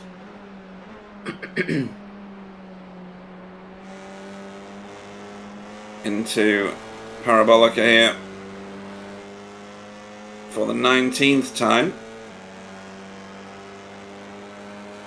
So what a lap this is. 3 more laps. Yeah. Running on lap 20 after 54 minutes. Actually, it'll only be 2 laps, won't it? Because there's a pit stop in it, so that will cut the time down. Race director thinks 3. Yeah, basically 6 minutes to go with less than 3-minute laps, so that gives us 3 laps. Okay, cool.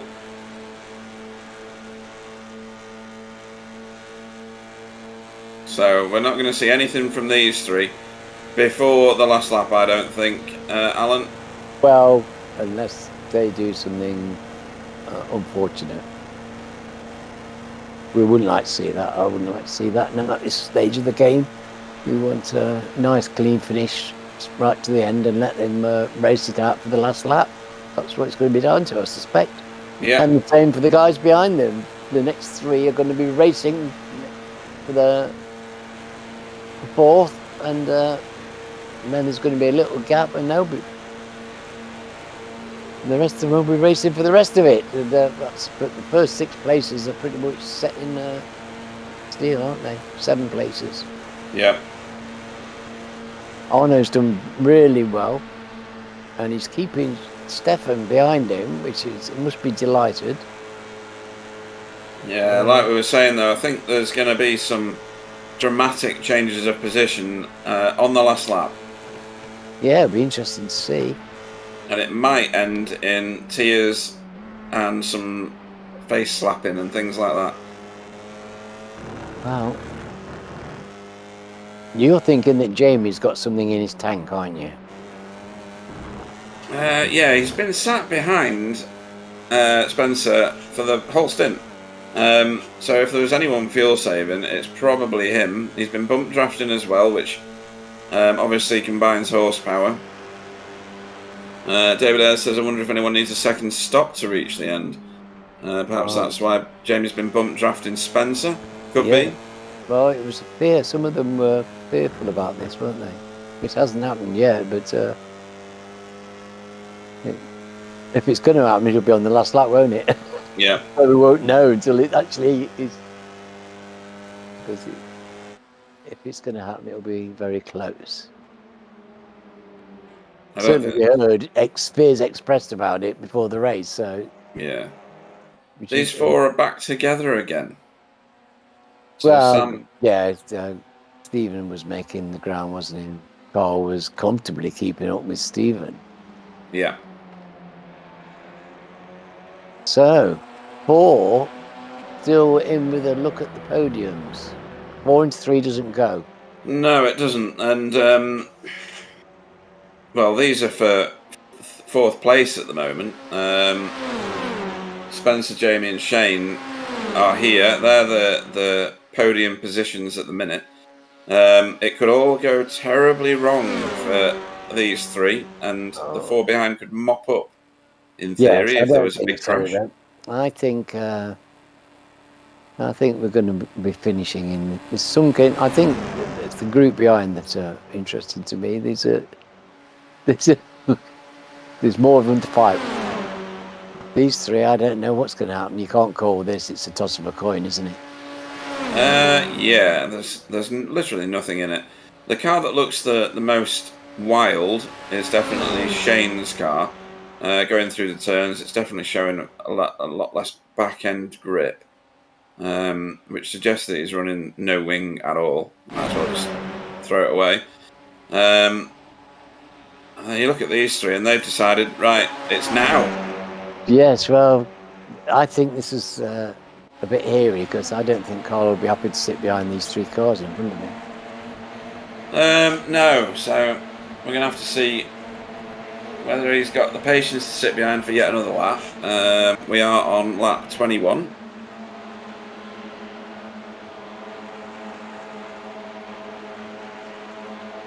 Or is he just hanging on because he's got no fuel, because he's not the greatest fuel saver in the world?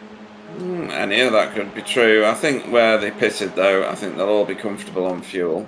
Right. Well, that's unless you were leading a pack for a significant amount of time. Should be okay, I think. I think they'll have that covered.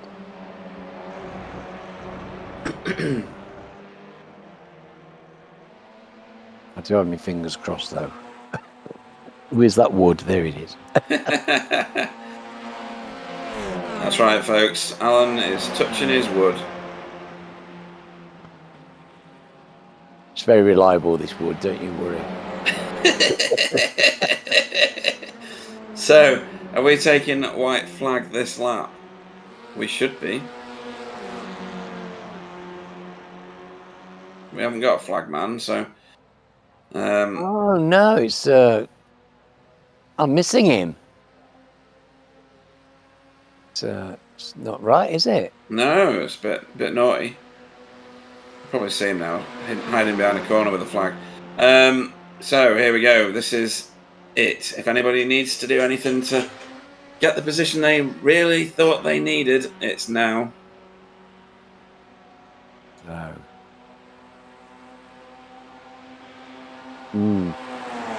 Bump drafting back here now as Stephen Walker and Sam. Stephen and Sam are obviously going to go side by side, aren't they? You know, they're going to have a go. They're going to be fighting. Well, I thought they were going to work together to get away from the 2 behind them, but not happening. I don't think they got the pace. No, I don't either. There's too much draft as well. Yeah.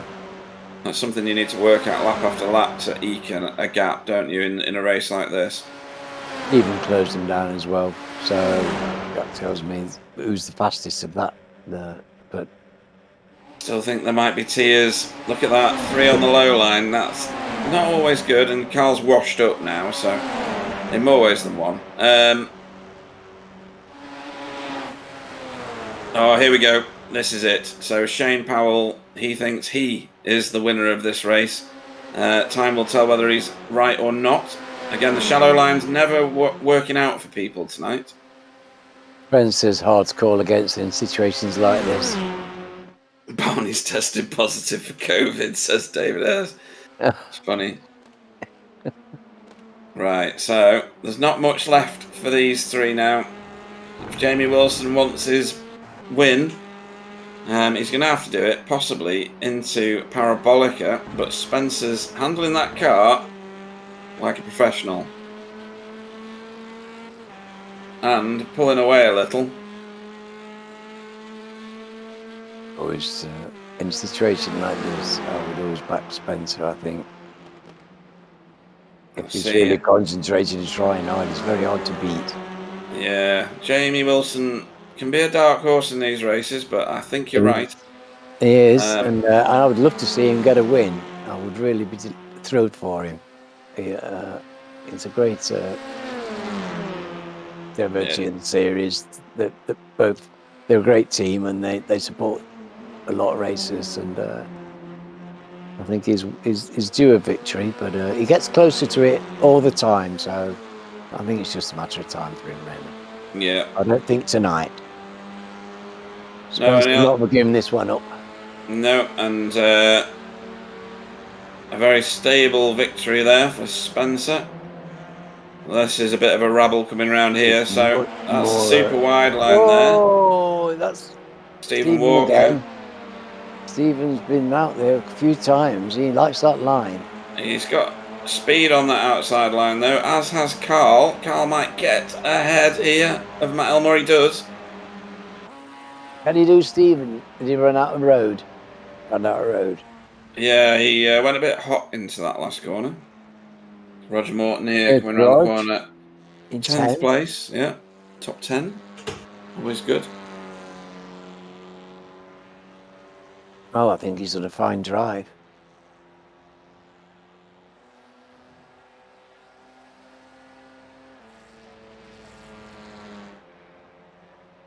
And Chris Needham. Well done, Chris. Pretty much everybody. Is Andy still on the same lap? He is on lead lap. He's a bit further back, but that's fine. Or has he already crossed the line? No, he's got engine issues by the sound of that. Oh, goodness. Come on, Andy. Might be fuel issues, to be fair. Oh, he's going slow. He is. Going a lot faster than 138, I think, down here. Yeah. Yeah, he's lacking some petrol, I think. Oh, his rubber band's round down. Yeah. Somebody needs to wind it up for him again. He's hitting off the rev limiter, so I don't know what's going on there. It's going. Come on, Andy. Bring her home, mate.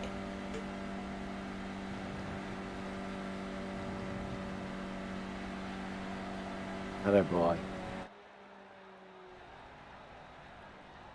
Oh, a gap appeared, but anyway, he's home. He is. He's home.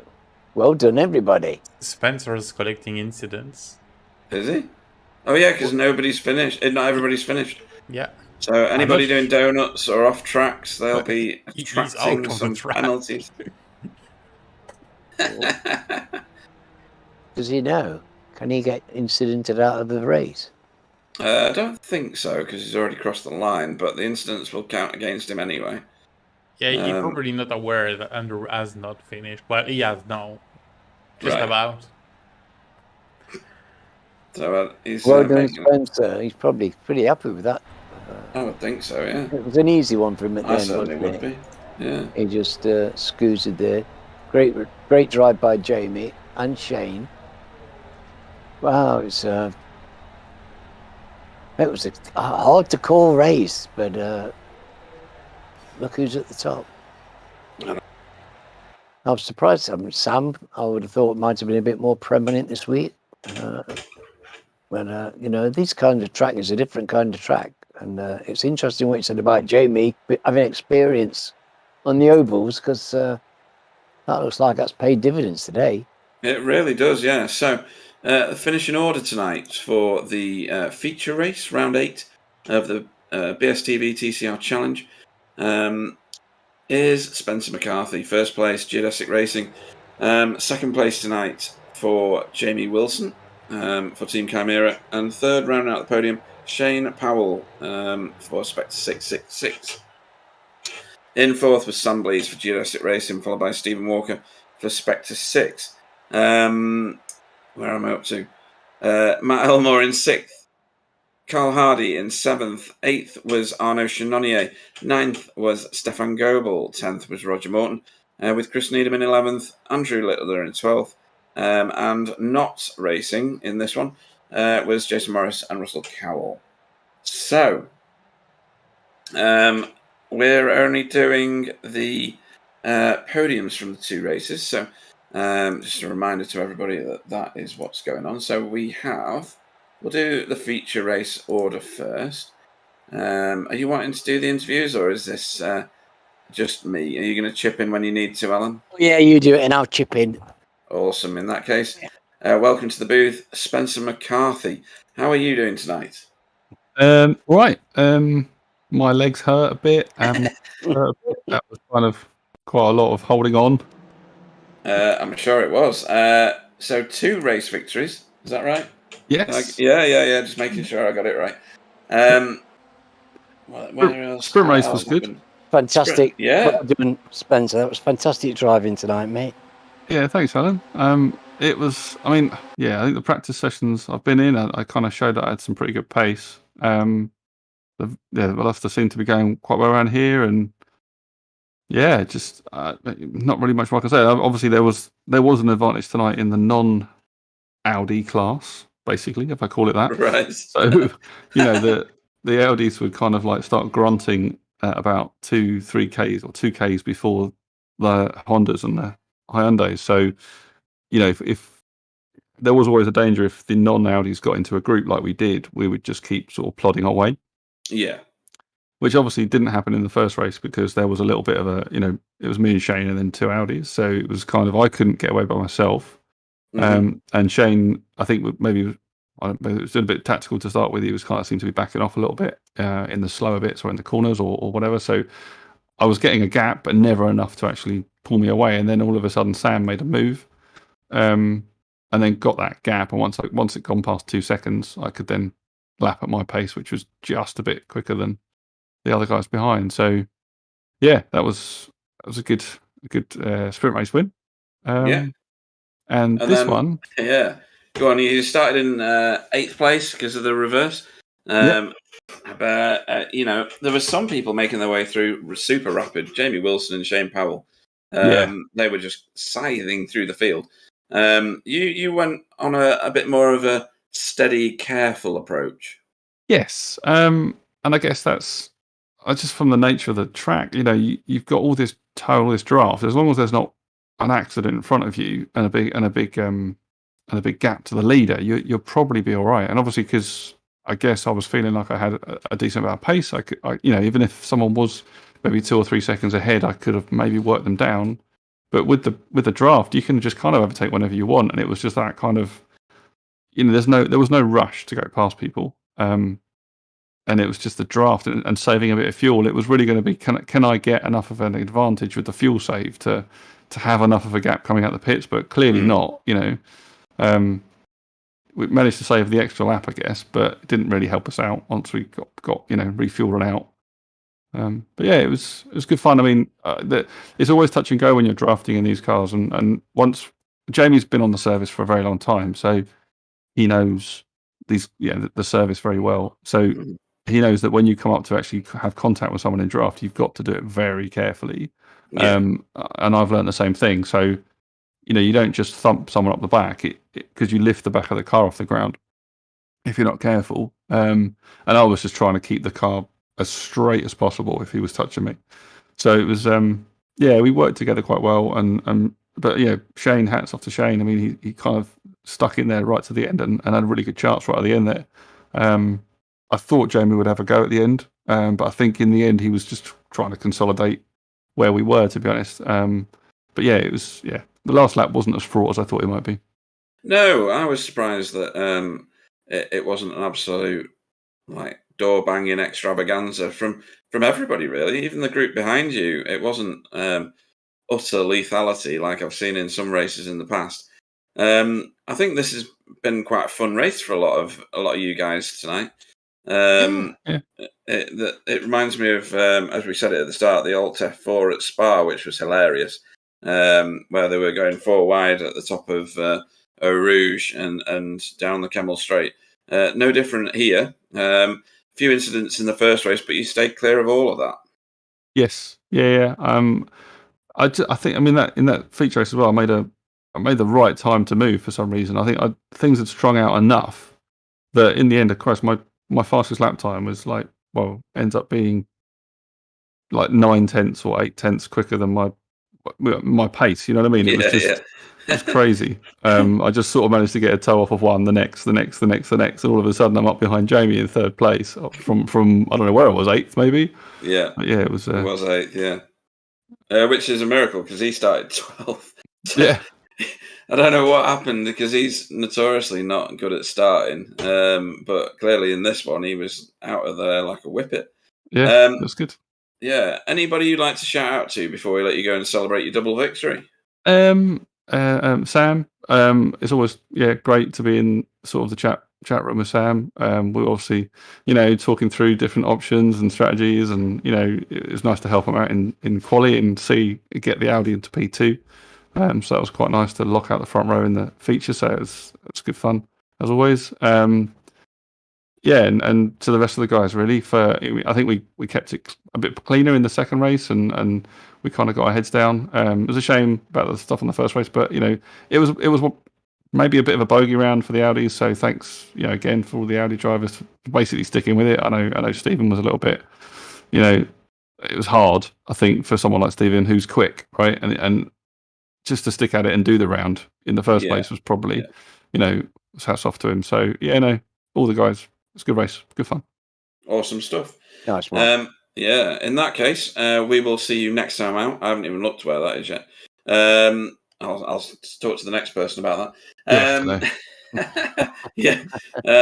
And enjoy your evening celebrating, Stephen. Spencer McCarthy. Fantastic. Thanks for the broadcast. Cheers. It's grand. Yeah. Right. So we'll win. That's fantastic, isn't it? It is. You can't say better than that, can you? Really. We'll do this on feature race to sprint race, really, and we'll bring in our second place finisher, Jamie Wilson from the feature race. Good evening, Jamie. Buongiorno. Oh. Buongiorno. Any physical injuries from your rocket ride through turn 1 oval with Carl Hardy in the first race? It wasn't Carl, it was Arno. But sorry, Arno. Yeah, Carl got caught up as an after. Yeah, just I only a destroyed skeleton, and at least I didn't go to space like Arno. No, he went fully into orbit. I think he was in orbit of the moon. Actually, has he landed yet? He landed in pit road, funnily enough. So I don't know what your take is on that. The chat on YouTube were a bit split. Some said, yeah, I had a quick squiz through it in the warm up on the broadcast to see what it looked like from that perspective. And someone had said, I think it was Tyler, said that there's an apron, which isn't normally. I would agree with that. But the nature of these cars on this track means that below the yellow line is a viable lane, and everyone's using it, including the cars that are ahead of Arno. So. Yeah, he just drifted up on me. I wasn't trying to squeeze him, but at the same time, I thought I had that lane, down to the yellow line. You can run comfortably underneath that, as I'm sure you would have seen a load of people do. So, yeah, it's just unfortunate. I feel most sorry for Carl because he was just stuck with no options there at all whatsoever. So, it's just unfortunate. But at the same time, it led to me being able to just go sod you lot at the start of race 2 and get myself up to the front from the back. I mean, hot Honda through butter. You were straight to the front. I couldn't. Every time I looked up, there was a green number getting higher and higher with your name next to it. It was quite phenomenal to watch. And then it all stabilised after the pit stops. Were you worried at all when Spencer went round again? No, not really. I think I had Simon, who's still without his VR headset at the moment, which is why he's not here. But as soon as he gets that back, he'll be back with us again. But he was crew chiefing for me, so. And if I know one thing about Simon, it's in Simon we trust when it comes to fuel stuff. So I was pretty comfortable. If I'd have known Simon was there, I wouldn't have been worried about you. And I thought that there was going to be some last lap dives for corners and things like that, but none of it. It was Well, there would have been in other circumstances. I think, again, Simon and I were chatting. We were basically having a half-hour meeting about what the last lap policy was going to be. And yeah, Shane, to his credit, got a phenomenal run going onto the left-hand side of the straight after the oval on that last lap, more than I expected. I was pushing Spencer to try and kind of defend from that. I had to sort of pin my allegiance on Spencer because it took a while for Shane to really get up to speed on the GP side of the half of the track. Yeah. So I was better off following Spencer than I was following Shane. So I kind of prioritised helping Spencer, if anything. Sorry, Shane. But yeah, he did very, very well to get as strong a run as that. I was surprised by that, even with me pushing Spencer. He was like straight up the outside. And that just little nervous moment, let's say, a clench moment into a Curva Grande. Yeah. And then I kind of just slightly messed up Lesmo 1 as a result of still laughing about that. So, and that just, I wasn't quite close enough to do plan F or whatever we were up to by then into the Parabolica. Well, works out for settled, you. Yeah, I kind of made peace with the fact that Spencer was probably going to outdrive me at the end there, whatever happened quite early on. So that's fine by me. Yeah, I mean, you've done loads of oval racing, haven't you? So, as Spencer said, he had that knowledge of your experience and could tell straight away that you're used to bump drafting. Because there is a particular way to do it, and I've tried and have mixed success. Depends on what I'm driving. But you seemed very comfortable doing that tonight. Yeah, I mean, I do IndyCar stuff where you do not bump draft. No, ever. I've tried it once, and yeah, didn't go very well. So not recommended. But yeah, you know, I may not be the fastest driver in the world or whatever, but I'd like to think I was pretty good at following in general. So I was just trying to make use of those skills, I suppose. Awesome stuff. Let's see where we are going next time. Schedule. Oschersleben. Oh, yes. I believe. It is Oschersleben. I've never even seen the track, I don't think, let alone driven around it. Do you know much of it? Have you been there yet? Yeah. Oh, right.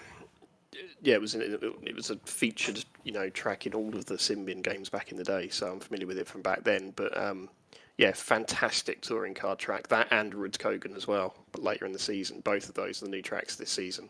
Fantastic tracks for TCR, like perfect for them. So, and I think in the officials it's gone down really well as well. So yeah, been a lot of positive feedback about these new tracks, hasn't there? It's been good. It was an absolute slam dunk for iRacing to get it. So yeah, really looking forward to that. Awesome stuff. Anybody you'd like to have a shout out to? Obviously, Simon. Before we let you go. Yeah, obviously Simon, Carl for putting the sessions up, because they're honestly sometimes there's less of a safety margin in when we do close running in those, and that can lead to some quite spicy situations that are good fun. So yeah, credit to Carl for putting those up all the time. And yeah, yourselves as usual for putting it on, and all the other drivers for putting on hopefully what was a decent show. Brilliant. In that case, you can go and celebrate your second place in the feature race, and we won't mention the sprint one. Yeah, just I've already forgotten it. It's fine. Cheers. Thanks a lot, Jamie Wilson. Good night, Jamie. Cool. So, who's next up in the list? It is, well, we don't have a Shane to talk to. So the next one will be Sam, is it? No, we'll go with Stephen Walker next, because he finished higher in the sprint race. So we should have a lucky Wookie Walker in the booth. Good evening. Hello. Hello. So we'll talk about the sprint race first, shall we? Despite the inadequacies of the Audi, you managed to fight your way into a second place finish. Yeah, it was just a case of making sure I had enough fuel and staying with, once Spencer had escaped, it was just a case of staying with Shane and Sam and seeing if there was anything I could. Because of how it was, there's nothing you could do because of the draft.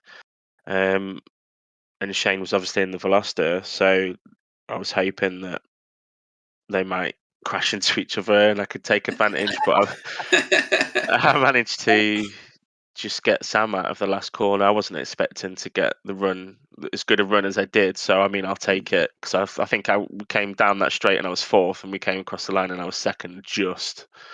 So I'll take a podium here. I wasn't even expecting to finish in the top 5, if I'm perfectly honest. Right. Well, you did that both races, because you finished 5th in the feature race as well.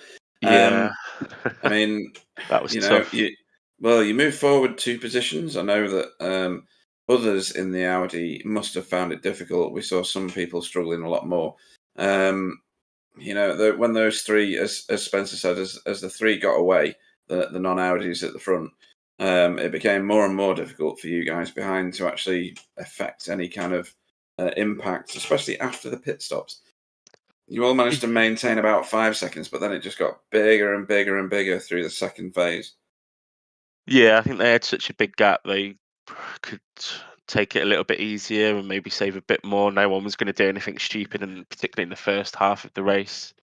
After they broke away, and as soon as they did, I knew we were never going to catch them. No way. I thought with Carl being with us, we might have been able to drag him up, but just through the infield, he wasn't as strong, so it was costing us a little bit of time. But then with the slipstreams and everything, it just wasn't helping. Like it was fun, but also boring. I don't know how that works. I get what you're saying. I mean, you can be running like that and it feels exciting, but then you look down and you're in the same order or you're in the same position and there's no hope of getting to the front and winning the race. Straights, and I was having a drink. Like, there's nothing I can do. You just got to sit there and then see what you can do through the corners. I was quite strong through that section. But when you've got such a long time at full throttle, there's nothing you can do when your car tops out 3-4 miles an hour below the other cars. But this track suits them. I'm sure other tracks will suit us a little bit better, not to that much of an advantage, but still, it's how it goes across the whole season. So should bring the championship a lot closer together moving into the next part of it. More enjoyable, do you think, if you were in the Honda or one of the Hyundais? Yeah, I wouldn't have minded being back in my old Honda around here. You can grow fonder of a Honda. Well, I still think you did a pretty good job out there, Stephen. Yeah, like I say, top 5s. I'll take that. The second place podium being a bonus, but it's just about consistency in it. So hopefully it'll be back to back podiums next week. But everyone's getting, I think, a lot more confident in the cars across the entire field, and the gap between the top and the middle is very much closing, which is obviously good for good racing. It just makes it a lot harder. Everyone's doing a lot more practice, so you struggle just to turn up and hit a podium. You've got to really try and find some time, or at least find some consistency. So yeah, it was well raced by, I'd say, most people. I think there was always going to be an incident in the race, but in general, everyone seemed to behave. It was high quality driving by everybody. We kind of get blasé about it watching you all driving, but I know how fast you're going, and I know how difficult it is. And just because you make it look easy, doesn't mean it is. And it's a credit to you all the way you race together. I wish it felt makes easy. It great for us. Well, man, yeah, it does. You make it look easy. I know it's not, and but yeah, you do us proud every week. Thank you very much. Happy to entertain. Well, you did a bit more than that. So Oscherschlieben's next time out. Hopefully your Audi will get itself back to the front where you probably feel it belongs, and I'm sure it will. Anybody you want to have a shout out to before we let you disappear and celebrate your second place in the sprint race? Yeah, obviously you guys putting the show on. Just always a good show. Carl for addressing the little accidental mistake punt thing in the second race. I appreciate that. It's nice to get an apology. And yeah, just the rest of the guys for keeping it clean, the ones that I was around anyway, and respectful. Awesome stuff. Yeah, appreciate it. Thank you very much. Cracking. You're very welcome, my friend. we will see you out at Oschersleben Yeah. next week. Look Thank you forward to very that. much, Stephen Yeah, Walker. me too. Thanks, guys. No. Okay, and then last in our list of interviewees with podiums that's actually joined us in the booth is Sam Blease. Good evening, Sam. Good evening. Sam. Just stole you away from a conversation, no doubt. So, third and the bottom of the podium positions in the feature race. Nearly a podium in the in the sprint race, nearly a podium in the feature race. You finished fourth. Very steady. Races. Sorry? I think I was fourth in both races. No, I think you were third in the I think first. Stephen got me on the line for third in the first race, didn't he? No, I don't think so. I think okay. you fiddled yourself out of a position there, so just go with it. Just roll with it. I'll take it. I'll take it. Yeah, I'll take third. They were all telling me fourth, and I thought third when I came in, but I think I race, and Sam will be able to tell us what's the verdict, Sam. Guilty. But Spencer first, Stephen Walker second, and Sam third. There you go. Yay! There you go. You are, Sam, you see? God has spoken through the voice of Sam Boozin. That's what iRacing says, at least. Yeah, that's what I'm from saying. the other. I mean, Stephen was saying, they were telling me I was fourth twice. Yeah, they're lying. Poking in the eye. Yeah, they do. So yeah, now you've got something to celebrate. A podium, but very, very consistent is the word I'm looking for. Third and fourth. In the second race, not able to bridge that gap to those non-Audis ahead. No, the 1 second a lap they were gaining. Yeah, from the point I was just skipping over that. Yeah, the point we hit the limiter, and then they were just driving away, and it was 1 second a lap basically. So yeah, it was. I was happy to be able to do it in the first race, to be honest. It's my stupid fault because I chose the track. So lessons learned. Yeah, Sam's choice. Yeah. I tell you what, from a spectator's perspective, even if Stephen Walker said it got quite boring for him, and I said, would it have been any more exciting in non-Audi? And he said, well, yeah, definitely. These races can be a blast when you're drafting in close company, but when you've not got a hope of getting into the top three because they are literally doing what you just said, pulling away a second lap, I can appreciate how that'd be frustrating. Yeah, I mean, I had fun both races. I had good battles with Stephen and Matt and Shane in the first race and stuff, and it was a combination of circumstances. Because in the first race, I was able to sort of engineer things a little bit. So when it was Spencer, Shane, and me, I just needed to keep Shane far enough away from Spencer, and then I could fight with him. But while he was in the tow, I couldn't. So I had to sort of make it too wide through Ascari and slow Shane up enough that Spencer got away, just give up the win, and then I could fight for second of it. In the second race, I was saving fuel so much early on. The breakaway happened that I wasn't going to get there. But even if I had, I think the pace was a bit faster at the end there. So Spencer and Jamie and Shane, I don't think any of the Audis had a chance there, but that's fine. It's just a shame it's the top speed. That's all it is. That if we had adjustable gear ratios or they all had the same top speed, I think it'd have been a really, really fun race. I still had fun, but I recognised that it wasn't as balanced as it should have been. And sorry to everyone who had a shit night. No, I don't think anybody had a night like that. I think it was just a bit frustrating for some. Anybody you'd like to have a shout out to before we let you go and celebrate what you now know to be a podium finish in your sprint race? Yeah, well, as ever, you guys for hosting. Well done to Spencer on a double win again. Clyde said it wouldn't happen. Twice in 4 weeks. Yeah. Clyde's predictor's working really well. He's not here, but we'll give him a little jab in the ribs. Yeah, why not? We always do it. And just thanks to the guys I was racing, so sort of Spencer and Shane in race one, and Stephen, Carl, Matt, Stefan. There was about 8 of us at one point for the first there time. Was, Just everyone. It was really good fun. It was good clean. There was a bit of a smash at halfway through race one, so unlucky to those guys. But the rest of it was really good fun. So I thank you to everyone and apologies for picking such a shit track. In that case, we'll see you next time out at Oschersleben. thanks for a great entertaining night, swapping positions with everybody. Sam, please. Cheers, guys. Thank you. Thanks, Sam.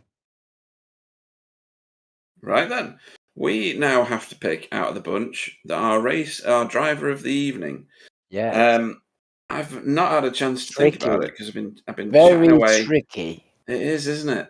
Do you want me to go first? If you've had a good think about it, then Yeah, go I've for been it. thinking about it. So, because there was actually a fair bit of competition in my head tonight for this. Arno drove the best I've ever seen. He did brilliantly, and so did Chris when they were on the pole, and like they did fantastically well.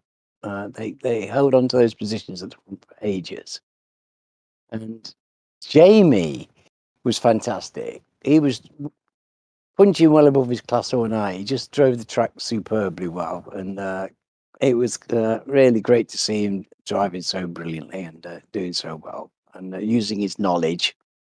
I like thoughtful drivers, and we've got a pile of them in this series. But at the end of the day, I don't have to be unbiased, and my mate Roger did really well, and I want to give it to Roger Morton because he drove great early on, and he fantastic drive for mine tonight, and I'm thrilled for him. Right, so vote for Roger Morton. Who do I want to vote for? So you can't ignore necessarily Spencer McCarthy getting a double victory. However, he's going to get lots and lots of points, and he's going to feel very smug, and I'm sure he can cope with not having a vote for driver of the evening. Jamie Wilson's meteoric rise from 12th to 2nd shouldn't go ignored, nor should his meteoric drop in the first race when he ended up in a crash. It's a bit of a toughie, and I think my vote is going to go to either Shane or Sam for their consistency, based on the fact that Shane was duking it out with two people ahead of him, like pretty much the entire feature race. I think I might go and give this one to Shane just on a consistency basis. So that's what I'm going to do. Shane Powell for me. Good call. I think that's a good call because he was driving really great tonight, wasn't he, with fantastic pace. Yeah, I think so. Yeah. Yeah. And Sam, where are you pinning your driver of the evening? Well, you dismissed him for his crash in the first race, but I'm gonna pick him just because of the drive he did to go back from nowhere to P2. Jamie Wilson.